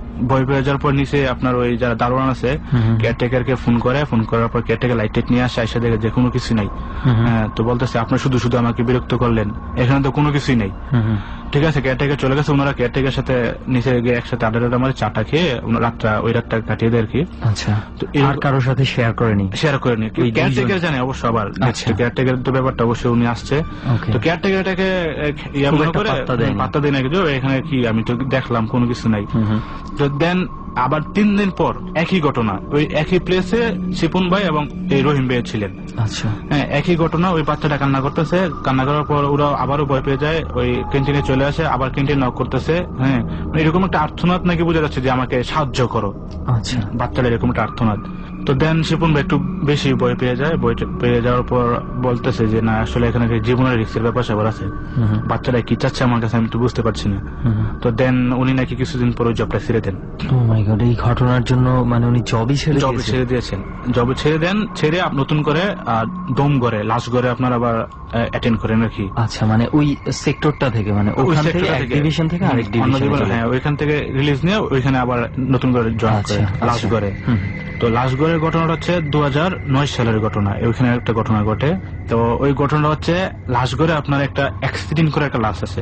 আচ্ছা। অ্যাক্সিডেন্ট করা, তো লাশটার অবস্থা খুব মুমূর্ষ, কোনো পরিচয় পাওয়া যায়নি, খুবই বিকৃত হয়ে গেছে, এত বাজে মাথা নাকি একদম থেতলে একদম অবস্থা সিরিয়াস হয়ে গেছে। তো শিপুন ভাই ওটাকে আপনার অনেক করতে হচ্ছে, যেহেতু উনি দায়িত্বে আছেন, ওইটাকে করে আপনার ওই কাপড় দিয়ে সেলাই এগুলো ওনাকে করতে হয়েছে। ওই দিনে উনি খুব ভয় পেয়ে যায়, লাস্টে এভাবে ভয় পেয়ে যায়। তো ভয় পেয়ে যাবে এটাকে আঞ্জুমানে মফিজুন যে সংস্থাটা আছে ওইখানে এটাকে সেন্ড করে দেয়। সেন্ড করে দেওয়ার পর কোনো পরিচয় খুঁজে পাওয়া যায় না এর জন্য। তো যে ঘটনাটা ওনার সাথে ঘটে, এই ঘটনাটা হচ্ছে ওই ঘটনা থেকে আপনার 1 সপ্তাহ পর উনি ডিউটি করতেছিলেন। হঠাৎ করে উনি পিছন দিকে তাকিয়ে দেখেন যে একটা শেপ, এবং শেপটা আকার বোঝা যাচ্ছে না, এবং মাংসগুলো আপনার যেরকম ওই লাশটাকে যেরকম দেখেছেন উনি ঠিক একই অবস্থা। ওই লাশটাকে যেরকম ওই ডোম ঘরের এখানে লাশ ঘরের এখানে ওই শেপটা আর কি উনি বুঝতে পারতেছেন একটা মানুষের শেপ, কিন্তু আপনার মাংসগুলো একদম পড়ে যাচ্ছে, এরকম আর কি গলে পড়ে যাচ্ছে। ওই যে অ্যাক্সিডেন্ট যেটা প্রায় অনেকটা ওইরকম। আচ্ছা, ওকে। তো উনি নাকি চিৎকার দিয়ে দৌড়ে আপনার অন্য আরেকজনের কাছে চলে যায়, যিনি ডিউটিতে ছিলেন। তো ওইখানে চলে যাওয়ার পর নিচে আবার কেয়ারটেকারকে ইনফর্ম করা হয় যে এখানে তো প্রবলেম হচ্ছে, ব্যাপার কি, এখানে কি। তো ওরা এসে দেখে যে না, এখানে কোনো কিছুই নেই। আচ্ছা, আমাকে একটা জিনিস বলেন তো, মানে যখন এই ঘটনাগুলো ঘটছে, শিপন ভাইয়ের সাথে কি ডোমগড়ে ঘটনাটা ঘটেছে, না আরো কেউ দেখেছে? ওই ঘটনাটা শিপন ভাইয়ের সাথে ঘটেছে। আচ্ছা। তো উনি আবার আরেকজনকে ইনফর্ম করেন, ইভেন কেয়ারটেকারকে, ওই ডোমগড়ের যে বিল্ডিংটা আছে ওই বিল্ডিংটার কেয়ারটেকারকে আপনি ইনফর্ম করেন, তখন আবার আপনার এটাকে অ্যাভয়েড করে ফেলে যে এগুলো এখানে সামথিং, এগুলো হয় মাঝে মাঝে, আবার নাও হয়, এগুলো বিশ্বাস করি না। আচ্ছা। তো যাক, ওই দিন যায়, এর পরের দিন আবার এরকম করতে উনি নাকি 3 থেকে 4 দিন একই ঘটনার সাথে ফেস করেন। সেম জিনিসটাই উনি দেখেন। তো দেখে অ্যাকচুয়ালি স্বাভাবিক, একটা মানুষ এরকম ঘটনা বারবার একজন মানুষের সাথে ঘটলে উনি ভয় পেয়ে যাবে, এটা স্বাভাবিক। কোনো কিছু কি বলতে চাচ্ছিল, বা ওই লাশটা কোনো কিছু মানে ওনাকে ক্ষতি করতে যাচ্ছিল? না, ক্ষতি না, বাট উনি ওনার দিকে চেয়েছিলেন ওই একই জায়গায় দরজা থেকে বের হয়ে আপনি মনে করেন যে ওই শেপটা আপনার শিপন ভাইয়ের দিকে চেয়েছিলেন আর কি। আর শিপন ভাই অ্যাকচুয়ালি ওখানে দাঁড়ানোর মতো টাইমও ছিল না, একা মানুষ রাত্রে। তো উনি ভয় পেয়ে 2-3 দিন 4 দিন যতদিনই ঘটেছে উনি দৌড়িয়ে আমরা ওইখান থেকে পালানোর চেষ্টা করছে আর কি। তো পরবর্তীতে উনি খুব সিরিয়াসলি ভয় পেয়ে যায় এবং উনি খুব অসুস্থ হয়ে যায়। অসুস্থ হয়ে উনি ওই জবটা ছেড়ে দেয়, ওইখান থেকে জবটা আবারও ছেড়ে দেয়। ওই হসপিটালে উনি আর যায়নি। ইভেন এখনো উনি কোনো রুগী টুগী হলে ওই হসপিটালে উনি আর যায় না, আমাকে উনি ইনফর্ম করলো আর কি। ওখানে গেলে হয়তো ওই জিনিসগুলো আবার হয়তো ভয় একটা যে আবার না ওই জিনিসগুলো সামনে পড়ে যায়। তবে একটা মানে লজিক যদি আমরা চিন্তা করি, এখানে একটা জিনিস রেহান আমার যেটা মনে হচ্ছে যে আমরা কখনো কখনো কোনো কিছু ঘটনা মানে যেটা মনের মধ্যে গেঁথে যায়, আমরা অবচেতন মনেই মাঝে মাঝে আমরা এই জিনিসগুলা হ্যালুসিনেশন হইতে থাকে, মানে আমরা কল্পনা করতে থাকি। আমার মনে আছে আমি একটা মানে রাস্তায় একটা অ্যাক্সিডেন্ট দেখেছিলাম, এবং ওইটা দেখার পর আমার কয়েক সপ্তাহ সময় লেগেছে ওই জিনিসটাকে ভোলার জন্য। আমার মনে হয়েছে যে কখনো আমি তাকালে মনে হইতে যে ঠিক ওই লাশটা, ওরকম লাশটা আমি দেখতে পাচ্ছি। কয়েকটা সপ্তাহ আমার এই ধরনের যন্ত্রণা হয়েছে। তো শিপন ভাইয়ের ক্ষেত্রে আমি জানি না যে কিরকম বিষয়টা, যে উনি চাকরি পর্যন্ত ছেড়ে দিয়েছে, তো এটা নিশ্চয়ই ইম্প্যাক্টটা তার উপর এত গভীরভাবে পড়েছিল। তবে একটা বিষয় আমার যেই জায়গাতে এসে আর লজিকটা কাজ করছে না, সেটা হচ্ছে যে প্রথমবার যখন ছেলেটার লাশটা দেখেছিল শিপন ভাই, সাথে আরো একজন ছিল রহিম ভাই, উনি কি চাকরি ছেড়ে দিয়েছে? না, উনি ছেড়ে দেন অন্য ডিপার্টমেন্টের। ওনারা দুইজন কিন্তু ওই কান্নার আওয়াজটা দুজনই পেয়েছে, শুনতে পেয়েছে। আমি ধরে নিতাম যদি তখন শুধু শিপন ভাই পেত এবং উনি যদি না পেত, তাহলে ধরে নিতাম এটা উনারই বাচ্চাটা দেখে খুব মায়া লেগে যাওয়ার কারণে উনি মনে মনে ভাবছে এটা। কিন্তু যেহেতু দুইজন শুনেছে, সেক্ষেত্রে এই লজিকটাও কাজ করছে। যাই হোক, ডরে আসলে লজিক দিয়ে কোনো কিছু তো আর চিন্তা করা যাচ্ছে না, লজিকের বাইরে যেটা চলে যাচ্ছে সেটাই তো ডর, মানে ভয় হয়ে যাচ্ছে। তো যাই হোক, সজীব, আরো কোনো কিছু ঘটনা কি আছে যে তুমি শেয়ার করতে চাও? একটা ঘটনা আছে। তো ওইখান থেকে উনি জবটা ছেড়ে দিয়ে আর একটা প্রাইভেট হসপিটালে উনি জয়েন করেন, ওইটা হচ্ছে ধানমন্ডিতে অবস্থিত, ক্লিনার সুপারভাইজার পোস্টে চলে যান। তো ঘটনাটা হচ্ছে 2013-তে রিসেন্টলি। ওইখানে অনেক খুব ফেমাস ডাক্তার বসেন। তো একদিন আপনার মনে করেন পাবনা থেকে একটা রোগী আসে। আচ্ছা, ওই কনসালটেন্সি ফার্মে রোগী আসে, আর রোগীটা হচ্ছে আপনার এরকম সামথিং ওই সুপারন্যাচারাল থিংস দ্বারা অ্যাট্রাক্টেড হয়। আচ্ছা, এফেক্টেড হওয়ার পর ও খুব সিরিয়াস অসুস্থ হয়ে যায়, খুব চিকুন হয়ে যায় নাকি, রোগীটা খুব চিকুন হয়ে যায়। তো এলাকার কোনো কবিরাজ বা আপনার কোনো ডাক্তারই অ্যাকচুয়ালি কাজে আসেনি ওনার ক্ষেত্রে, বা ওনাকে সুস্থ করতে পারেনি। আচ্ছা, ওরা ওই কনসালটেন্সি ফার্মটাতে নিয়ে আসেন। ওইখানে ডাক্তার খুব ফেমাস ডাক্তার, ওনারা আমেরিকা লন্ডন থেকে FCPS ভালো ডিগ্রি নিয়ে আসে। তো ওইখানে আসে, তো আসার পর সুমন ভাই ছিলেন, যেহেতু উনি বা সিরিয়াল টিরিয়াল নেই এরকম একটা ব্যাপার। তো আসার পর স্পটে ওই রোগীটা মারা যায় বমি করতে করতে। যেই দিন নিয়ে আসছে ওই দিনে বমি করতে করতে ওই স্পটেই মারা যায়। ওকে, মারা যায়। তো ওখান থেকে ওনার স্বজনরা যারা আত্মীয় স্বজন ওনারা লাশটাকে নিয়ে যায়। নিয়ে যাওয়ার পর এখানে রক্ত ছিলেন, উনি যেহেতু রক্ত বমি করে, তো অ্যাকচুয়ালি ডাক্তারও রোগীটা দেখে বলেছে যে না, ওইটাকে বাঁচানো সম্ভব না, এটা কোনো কিছু আমরা বুঝতে পারতেছি না। আচ্ছা আচ্ছা। তো ওই স্পটে রোগীটা মারা যায়, যার পর রোগীটাকে নিয়ে যায়। তো যাক, নিয়ে গেছে, রোগী মারা গেছে, এটা স্বাভাবিক ব্যাপার। তো যে ঘটনাগুলি ঘটছে শিপন ভাইয়ের সাথে, অ্যাকচুয়ালি ওই ঘটনাগুলি হচ্ছে অস্বাভাবিক আর কি ঘটনা। তো ওই ঘটনাগুলি ঘটে ওই রোগীটা মারা যাওয়ার পর দিন থেকে শুরু হয়। ওনারা রাত্রে আপনার লাইট অফ করে দিয়ে যায়, তারপর হচ্ছে ওয়াশরুমের যে ট্যাপ আছে বা যে পানির পড়ার যে ট্যাপ গুলো ওগুলা অফ করে দিয়ে যায়। কিন্তু সকালে যেহেতু শিপন ভাই আসতে হয় আগে, ঠিকঠাক করতে হয়, এসে দেখে যে লাইট জ্বালানো। ওটা তো হচ্ছে একটা কনসালটেন্সি ফার্ম, যখন ওনারা চলে যায় আর তো কেউ থাকে না, থাকার কথা না। কারণ যদি এমন হতো যে ক্লিনিক হতো যেখানে রোগী ভর্তি আছে, সারা রাত ভরেই মানুষ আছে, সো কেউ না কেউ ওটা করতে পারে। সো ওনারা যায় যখন, ওনারা একদম লোকজন ফাঁকা করে সব তালাবদ্ধ করে পরিষ্কার করে দেন ওনারা চলে যায়। তো এটা হচ্ছে আপনার ফার্স্ট ফ্লোর এবং সেকেন্ড ফ্লোরে হচ্ছে আপনার কনসালটেন্সি ফার্মটা, আর থার্ড ফ্লোরে আপনার বাড়িওয়ালা থাকতেন আর কি। আচ্ছা। তো বাড়িওয়ালা প্রায় সময় কমপ্লেন করতো যে তোমরা রাত্রে লাইট লাগিয়ে দিয়ে যাও, ফ্যান চলতেছে বা ইয়াতে, তারপর পানি পড়তেছে, আমরা আওয়াজ পাচ্ছি, এগুলো করলে তো এখানে আসলে থাকা যাবে না।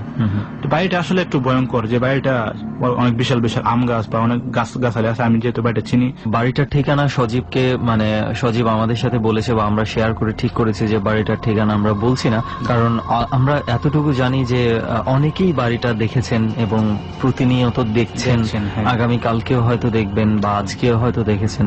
তো যাই হোক, আমরা সেই দিকে না যাই, বাড়ির কি ঘটনা সেটা একটু জানি। তো এরকম কন্টিনিউ হচ্ছে ওনাদের সাথে, যে লাইট গুলো অফ করে যাচ্ছে, ওই লাইট গুলো অন হয়ে থাকছে সকালে।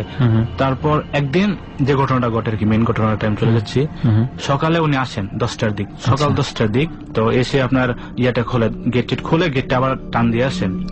মানে কেচি গেটের মতো যেটা থাকে, উনি তো ফার্স্ট ঢুকছে, উনি সবসময় উনি ফার্স্টে ঢুকে, যেহেতু ক্লিন করতে হয় বা আমার সঙ্গে কাজ আছেন। তো উনি গেটটা ঢুকে আবার কেসি গেটটা আপনার লাগিয়ে দিয়ে যায়। লাগিয়ে দিয়ে যাওয়ার পর উনি গিয়ে দেখতেছে যে ট্যাপ দিয়ে পানি পড়তেছে, ওইখানে কেউ নতুন একটা গোসল করে গেছে, এরকম একটা ভাব। আচ্ছা, মানে সদ্য ব্যবহার করা হইলে যেরকম দেখায় যে ওরকম ভাব। উনি তখন একটু ভয় পায়, আবার একটু আপনার অবাক হয়ে যায় যে ব্যাপারটা কি। মানে তালা দেয়া থাকে যেখানে কোনো মানুষ, উনি তালাটা খুলছে, উনি দিয়ে গেছে এবং উনি তালাটা খুলেছে, কিভাবে ঢুকলো, কিভাবে সম্ভব। এবং ওইটা অফ করে আপনার পাশের ইয়েতে যায়, পাশের যে আরেকটা ওয়াশরুম আছে ওইটাতে যায়, গিয়ে একই অবস্থা। ওখানেও মনে হচ্ছে যে কেউ গোসল ব্যবহার করে গেছে, আপনার একদম পানি টানি পরে একদম খুব অবস্থা আর কি। তো উনি অ্যাকচুয়ালি ভয় পেয়ে যায়। তো ভয় পেয়ে উনি নাকি খালি আপনার একটু পেছনের দিক ফিরছে, পেছনের দিক ফেরার পর দেখে যে একটা শেপ, মানে কোথায়, মানুষের শেপ ওনার পেছনের দিকে। তো উনি তো বলতেছে কে তুই, তো শেপটা উনার দিকে পিছন দিক ছিল আর কি, মানে মাথার সাইডটা উনার দিকে ছিল আর ফেসটা ছিল পেছন ফিরে ছিল আর কি ফেসটা। তো উনি বলতেছে কে আপনি। তো শিপন ভাই তখন একটু ভয় পেয়ে যায়, কারণ গেটটা কিন্তু দেওয়া ছিল, আর গেটটা যদি খুলতো তাহলে উনি আওয়াজ পেত। তো ওই যে শেপটা নাকি বলতেছে যে কথা বলিস না, এত কথা বলিস না, তুই এত কথা জিজ্ঞাসা করস কে আমি, এরকম টাইপের একটা আর কি। আপনার পুরো স্পষ্ট বোঝা যাচ্ছিল না, খুব গলা ভাঙা গলা। হঠাৎ করে শিপন ভাই গাটা আবার ঘুরানোর পর দেখে যে আবার ওই ইয়াটা না, শিপটা নাই, ওই শিপটা নাই। তো উনি ভয় পেয়ে যায়, ভয় পেয়ে নিচে চলে যায়। যাওয়ার পর নিচ থেকে লোকজনটাকে আনে, স্বাভাবিক অবস্থা। এর পরের দিন আবার একই ঘটনা ওনার সাথে, এরকম ধরনের ঘটনা ওনার সাথে ঘটতেছে। অলরেডি কিন্তু এই একই টাইপের ঘটনার জন্য উনি কিন্তু জব ছেড়ে দিয়েছে, ওই যে ফেমাস যে হসপিটাল ছিলেন এখানে জব করতেছে। তো একই ঘটনা ওনার সাথে, লাশগুলো মারা যাচ্ছে, ওনার সাথে পরে আবার দেখা হচ্ছে, মিট হচ্ছে। আচ্ছা, মানে প্রায় প্রত্যেকটা জায়গায় আমরা এরকম ঘটনা, সেম একই রিলেটেড ঘটনা ওনার সাথে ঘটছে। তো ঘটার পরে উনি অ্যাকচুয়ালি খুব ভয় পেয়ে, এখান থেকে আপনার যখন আবার প্রমোশন হয়ে যায়, তো এখানে আর উনি থাকতে হচ্ছে না। এটা কয়দিন দেখেছে উনি, একদিনই কি? না, অনেকদিন, মানে অনেকদিন বলতে ইয়াতে আপনার ওই যে আলোটা ছিল অনেকদিন, বা আপনার পানি পড়তে ছিল এটা অনেকদিন, আর শেপটা দেখে আপনার একদিনই। আচ্ছা, মানে ওইটার আর কোনো সমাধান ওনারা করতে না, পারেনি? না, যে সমাধান পানি ওনারা পড়া বন্ধ করতে পারেনি? না, বা- না, না, এইখানে আমার একটা এটা ছেড়ে দেয়, হসপিটালের পর ওদের ছেড়ে দেওয়ার পর পাশে আর একটা বিল্ডিং আছে, ওই প্লেসে ওনারা শিফট করে ফেলে আর কি Okay, ওনাদের কিন্তু office-টা। আমার একটা জিনিস এই যে এখানে একটা পয়েন্ট আছে, যেটা হচ্ছে যে বাড়িওয়ালা অবজেকশন দিচ্ছিল। জি জি নিশ্চয়ই বাড়িওয়ালার অবজেকশন পাওয়ার পরে সবাই সচেতন হয়ে যাবে যে সচেতন এই হয়ে যাবে। পানি যেন না না পড়ে। পড়ে এবং লাইট যেন জ্বলে না থাকে বিনা কারণে রাতের বেলা। এরপরেও সেম ঘটনাগুলো ঘটছে। যখন বাড়িওয়ালার অবজেকশন পাবে, কেউ তো চাইবে না আর এই ঘটনাগুলো ঘটুক, বারবার ঘটুক, জি, জি। কিন্তু এরপরেও কিন্তু ঘটনাগুলো ঘটছে। ঘটছে। দ্যাট মিনস যেখানে তাদের আর নিয়ন্ত্রণ নেই। মাই গড, মানে ধানমন্ডির মতো একটা জায়গায়, মানে এত ফেমাস একটা প্লেসে এটা যে দিনের বেলা, ঘটনাটা 10টার সময়। শিপন বলছে, আপনারা শুনলে হয়তো অবাক হয়ে যাবেন যে কোন জায়গাটার কথা বলছে। শুনলে নিশ্চয়ই সবাই অবাক হয়ে যাবেন, কিন্তু আমরা চাচ্ছি না সেই জায়গাটা ডিসক্লোজ করতে সবার কাছে, তাও আবার দিনের বেলা 10টায়। জি জি 10টা। তো এই ছিল সজীব জি আজকে। ওনার জি। আরো অনেক ঘটনা আছে, তো যেহেতু আমাদের সময়ের কম, একটা বিষয় রয়েছে, আমি তো আজকের জার্নিতে আমরা বলতে পারি যে এই অল্প সময়ের মধ্যে চমৎকার কিছু ঘটনা পেয়েছি। আই হোপ যারা রাত জেগে দর্শনে, তাদের মানে রাত জাগাটা অনেকে আমাদেরকে ফেসবুকে লিখে পাঠায় যে আরো ভয় পেতে চাই। আসলে জোর করে ভয় পাওয়ানো সম্ভব না। কেউ যদি মানে জোর করে ভয় পেতে যায়, তাহলে সে আরো ভয় পাবে না। জাস্ট নর্মালি আপনি শোনেন, যদি ফিল করেন ঘটনাগুলো, হয়তোবা সেই রিয়াকশনটা আপনার মধ্যে হয়ে যাবে। তো যাই হোক, অনেক ধন্যবাদ সজীব যে আমাদের জার্নিতে এসে স্টোরিগুলো শেয়ার করার জন্য। আপনাদেরকে ধন্যবাদ আমাকে আবারও আপনাদের ডট টিমের সাথে ইনভাইট করার জন্য। এন্ড আমি অ্যাকচুয়ালি আপনাদের অনেক বড় ফ্রেন্ডস, কিছু ফ্রেন্ডসও আছে আমার, এবং ডট টিমের অনেক বড় ফ্রেন্ডস। ওদের নাম বলতে চাই প্লিজ। তাদের মধ্যে বেস্ট ফ্রেন্ডস গুলো হচ্ছে Alisha Mezabi, Mohona, Rajib Ahmed, Ashiq and many more আর কি। ওদের সবার নাম ওকে, সম্ভব না। যাদের নাম সজীব বলল, সবাইকে ডট টিমের এবং আমার আর রেহানের পক্ষ থেকে অনেক অনেক শুভেচ্ছা রইল, এবং আশা করি এভাবেই ডট টিমের সাথে সবাই সম্পৃক্ত থাকবে। অনেক ধন্যবাদ সজীব। ওকে, থ্যাংক ইউ। ওকে, এক এক করে তো প্রত্যেকের ঘটনাই শোনা শেষ হয়ে গেল। হ্যাঁ, সবার ঘটনাই মোটামুটি শুনে ফেললাম, এবং সবার কাছ থেকেই সজীব ভাইয়ের স্টোরিটা মানে it is really touchy from few point of views. হয়তো বা ব্যাপারটাকে ঠিক ভুতুড়ে ভাবে না দেখলেও খুব কষ্টের একটা ব্যাপার আছে। রাইট, সেটাই। এবং কিছু কিছু জায়গায় আমার মনে হয়েছিল যে এটা হ্যালোসিনেশনেরও কিছু একটা প্রভাব হতে পারে, যেটা আমি এর আগেও বলেছি। এবং তবে কিছু কিছু পয়েন্ট আছে আসলে সেখানে লজিক গুলা কাজ করে না। এক্স্যাক্টলি। আসলে এই হ্যালোজিনেশনের ব্যাপারটা নিয়ে না অনেকেরই অনেক রকম মানে কনফিউশন আছে। যেমন কয়েকদিন আগে ওই যে আমরা একজনের গল্প শুনতেছিলাম, নামটা মনে নেই, ডরেরি গেস্ট অফকোর্স। তো সেও বলতেছিল যে ব্যাপারটা তার সাথে কয়েকবার ঘটার পরে সে বুঝতে পারে যে এটা হ্যালোজিনেশন না। প্রথমবার সে নিজেই হ্যালোজিনেশন ভেবেছিল। তো এই জিনিস, এই কনফিউশন গুলো, ওনার কথাটা আমার কাছে ভালো লেগেছে। আমার মনে হয় প্রত্যেকটা পার্সনেরই হ্যালোজিনেশন কি না এটা নিয়ে একটু চিন্তা করা উচিত। তাহলে বোধহয় মানে ভয়ের মানে কি বলবো, যে ভয়টা অনেকটা কমবে, কনফিডেন্স অনেক বাড়বে, এবং চিন্তা শক্তি যত বেটার হয় ততই আপনার লাইফটা ইজি। রাইট, এবার একটু অন্য প্রসঙ্গে চলে আসি বন্ধু। কি বলবো, নতুন একটা সংস্কৃতির সাথে কিন্তু আমরা পরিচিত হইতে যাচ্ছি। মানে অলরেডি মনে কিছুটা হয়েও গেছি, কেউ কেউ জোর করে হওয়ানোর চেষ্টা করছে আর কি, মানে গেলানোর চেষ্টা করা হচ্ছে। I guess you are talking about Halloween, right? Right. এই 31 অক্টোবর। ওয়েল, আমি একটা জিনিস বলতে চাই যে ইটস নট আ ভেরি মানে রিসেন্ট ফাইন্ডিং, নতুন কোনো কিছু নাই। হ্যালোউইনটা স্পেশালি জাপানের মতন কিছু দেশে খুব বেশি ভাবে মানা হয় এবং চলে। বাট আমি অনেক অনেক দিবস আমি স্পেশালি মানি না দোষ। আমার মনে হয় তুইও আমার মতনই। যখন আমি চিন্তা করি, যেমন অনেক রকম অনেক দিবস খালি খালি আমার কাছে লাগে। ফর এক্সাম্পল, হ্যালোউইন যদি আমি সেলিব্রেট করতে চাই, এবিসি রেডিওতে রাত 11:20 প্রত্যেক বৃহস্পতিবার আপনি হ্যালোউইন সেলিব্রেট করতে পারেন। There is nothing special about 31 October. হ্যাঁ, হয়তো আমরা ধরতে পারি, মাঝে মাঝে প্রয়োজন পড়ে, বুঝেন না, ঢোলের বাড়ির জন্য।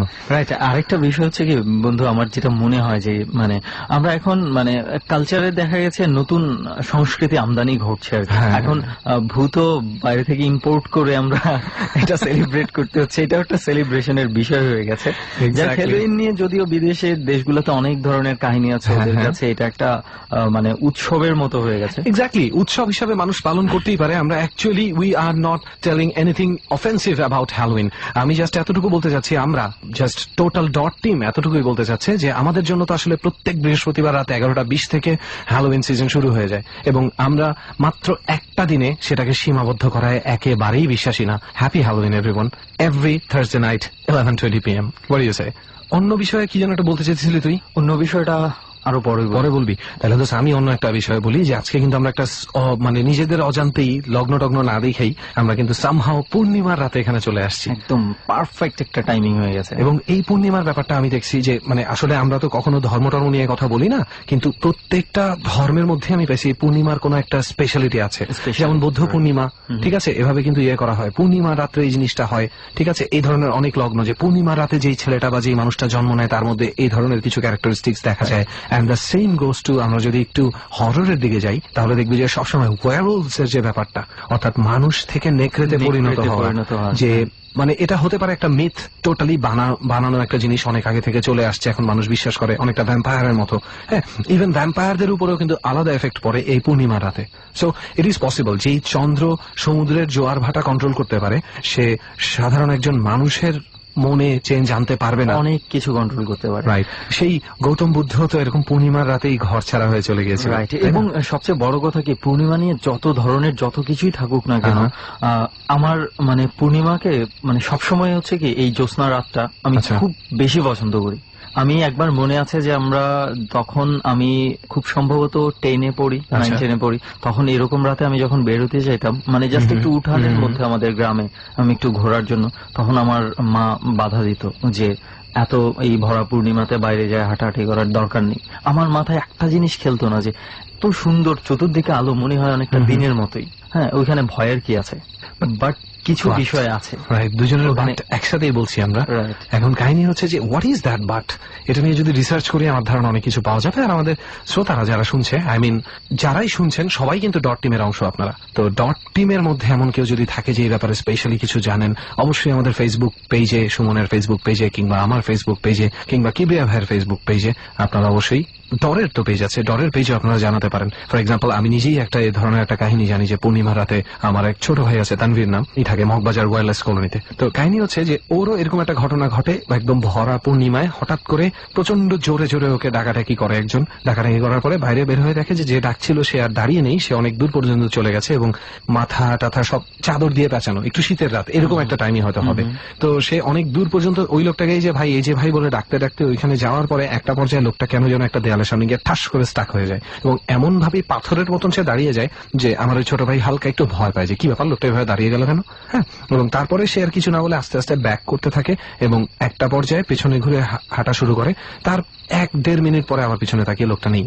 হ্যাঁ, so what was that call for? এই ধরনের পূর্ণিমা রাতের অনেক অনেক অনেক ব্যাপার আছে। সো এরকম কোনো কিছু আপনাদের যদি জানা থাকে তাহলে আপনারা আমাদেরকে জানাতে শেয়ার করতে পারেন আমাদের সাথে। তোর মনে আমার গল্প শুনতে শুনতে খিদা লেগে গেছে? আমার খিদা লেগে গেছে, আমি তোর সেটাই বলছিলাম। আই থিঙ্ক যারা রয়েছে সজীবেরও দেখতে পাচ্ছি যে অনেকটা মনে হয় তাই, এবং হাসছে। তো এমন কি কোনো ফাস্ট ফুডের দোকান আছে যেখানে মনে কর মানে কি বলবো যে ভৌতিক কিছু ঘটে? তাহলে আমরা এখন থেকে বিভিন্ন ফাস্টফুডের দোকানে যাই, আমরা স্পট বানাইতে পারি। রাইট, ভালো, মানে খাওয়া দাওয়াটাও হয়ে যাবে, এক্স্যাক্টলি ফ্রিতে খাবার দাবার হয়ে যাবে। আমার মনে কর ওদের সেল আউটও একটু বেশি, সেল আউট। এই যে আমাদের অতিথি ভাইরা আছে যে সিয়াম ভাই তো কত কিছু খাওয়াইতো আজকে আমাদেরকে, কিনা তাই না? আজকের ব্যাপারটা এত কিছু ভয়ের ঘটনার পর আমরা একটু মানে হাসি খুশি ভাবে শেষ করতে চাচ্ছিলাম আর কি। যাই হোক, সবাই অনেক ভালো থাকেন। সামনের বৃহস্পতিবার আবারও কোনো একটা স্পট থেকে কথা হবে আপনাদের সাথে। উইথ ডর মানে ভয়, ডর মানে ভয়, হন্টেড বাই প্রাণ মিস্টার ম্যাঙ্গো ক্যান্ডি। ডরের 63তম পর্ব থেকে আমরা আজকের মতো বিদায় নিচ্ছি। 64তম পর্বে আবারও ফিরে আসব গাঢ় অন্ধকারে, একেবারে হৃদয়ের গভীরে যেতে। যদি ভয়ের স্বাদ আপনি পেতে চান তাহলে ডরের সঙ্গে থাকুন। আর কিবরিয়া এবং তার টিমের পক্ষ থেকে শুভরাত্রি। মনে রাখবেন, ডর মানে ভয়।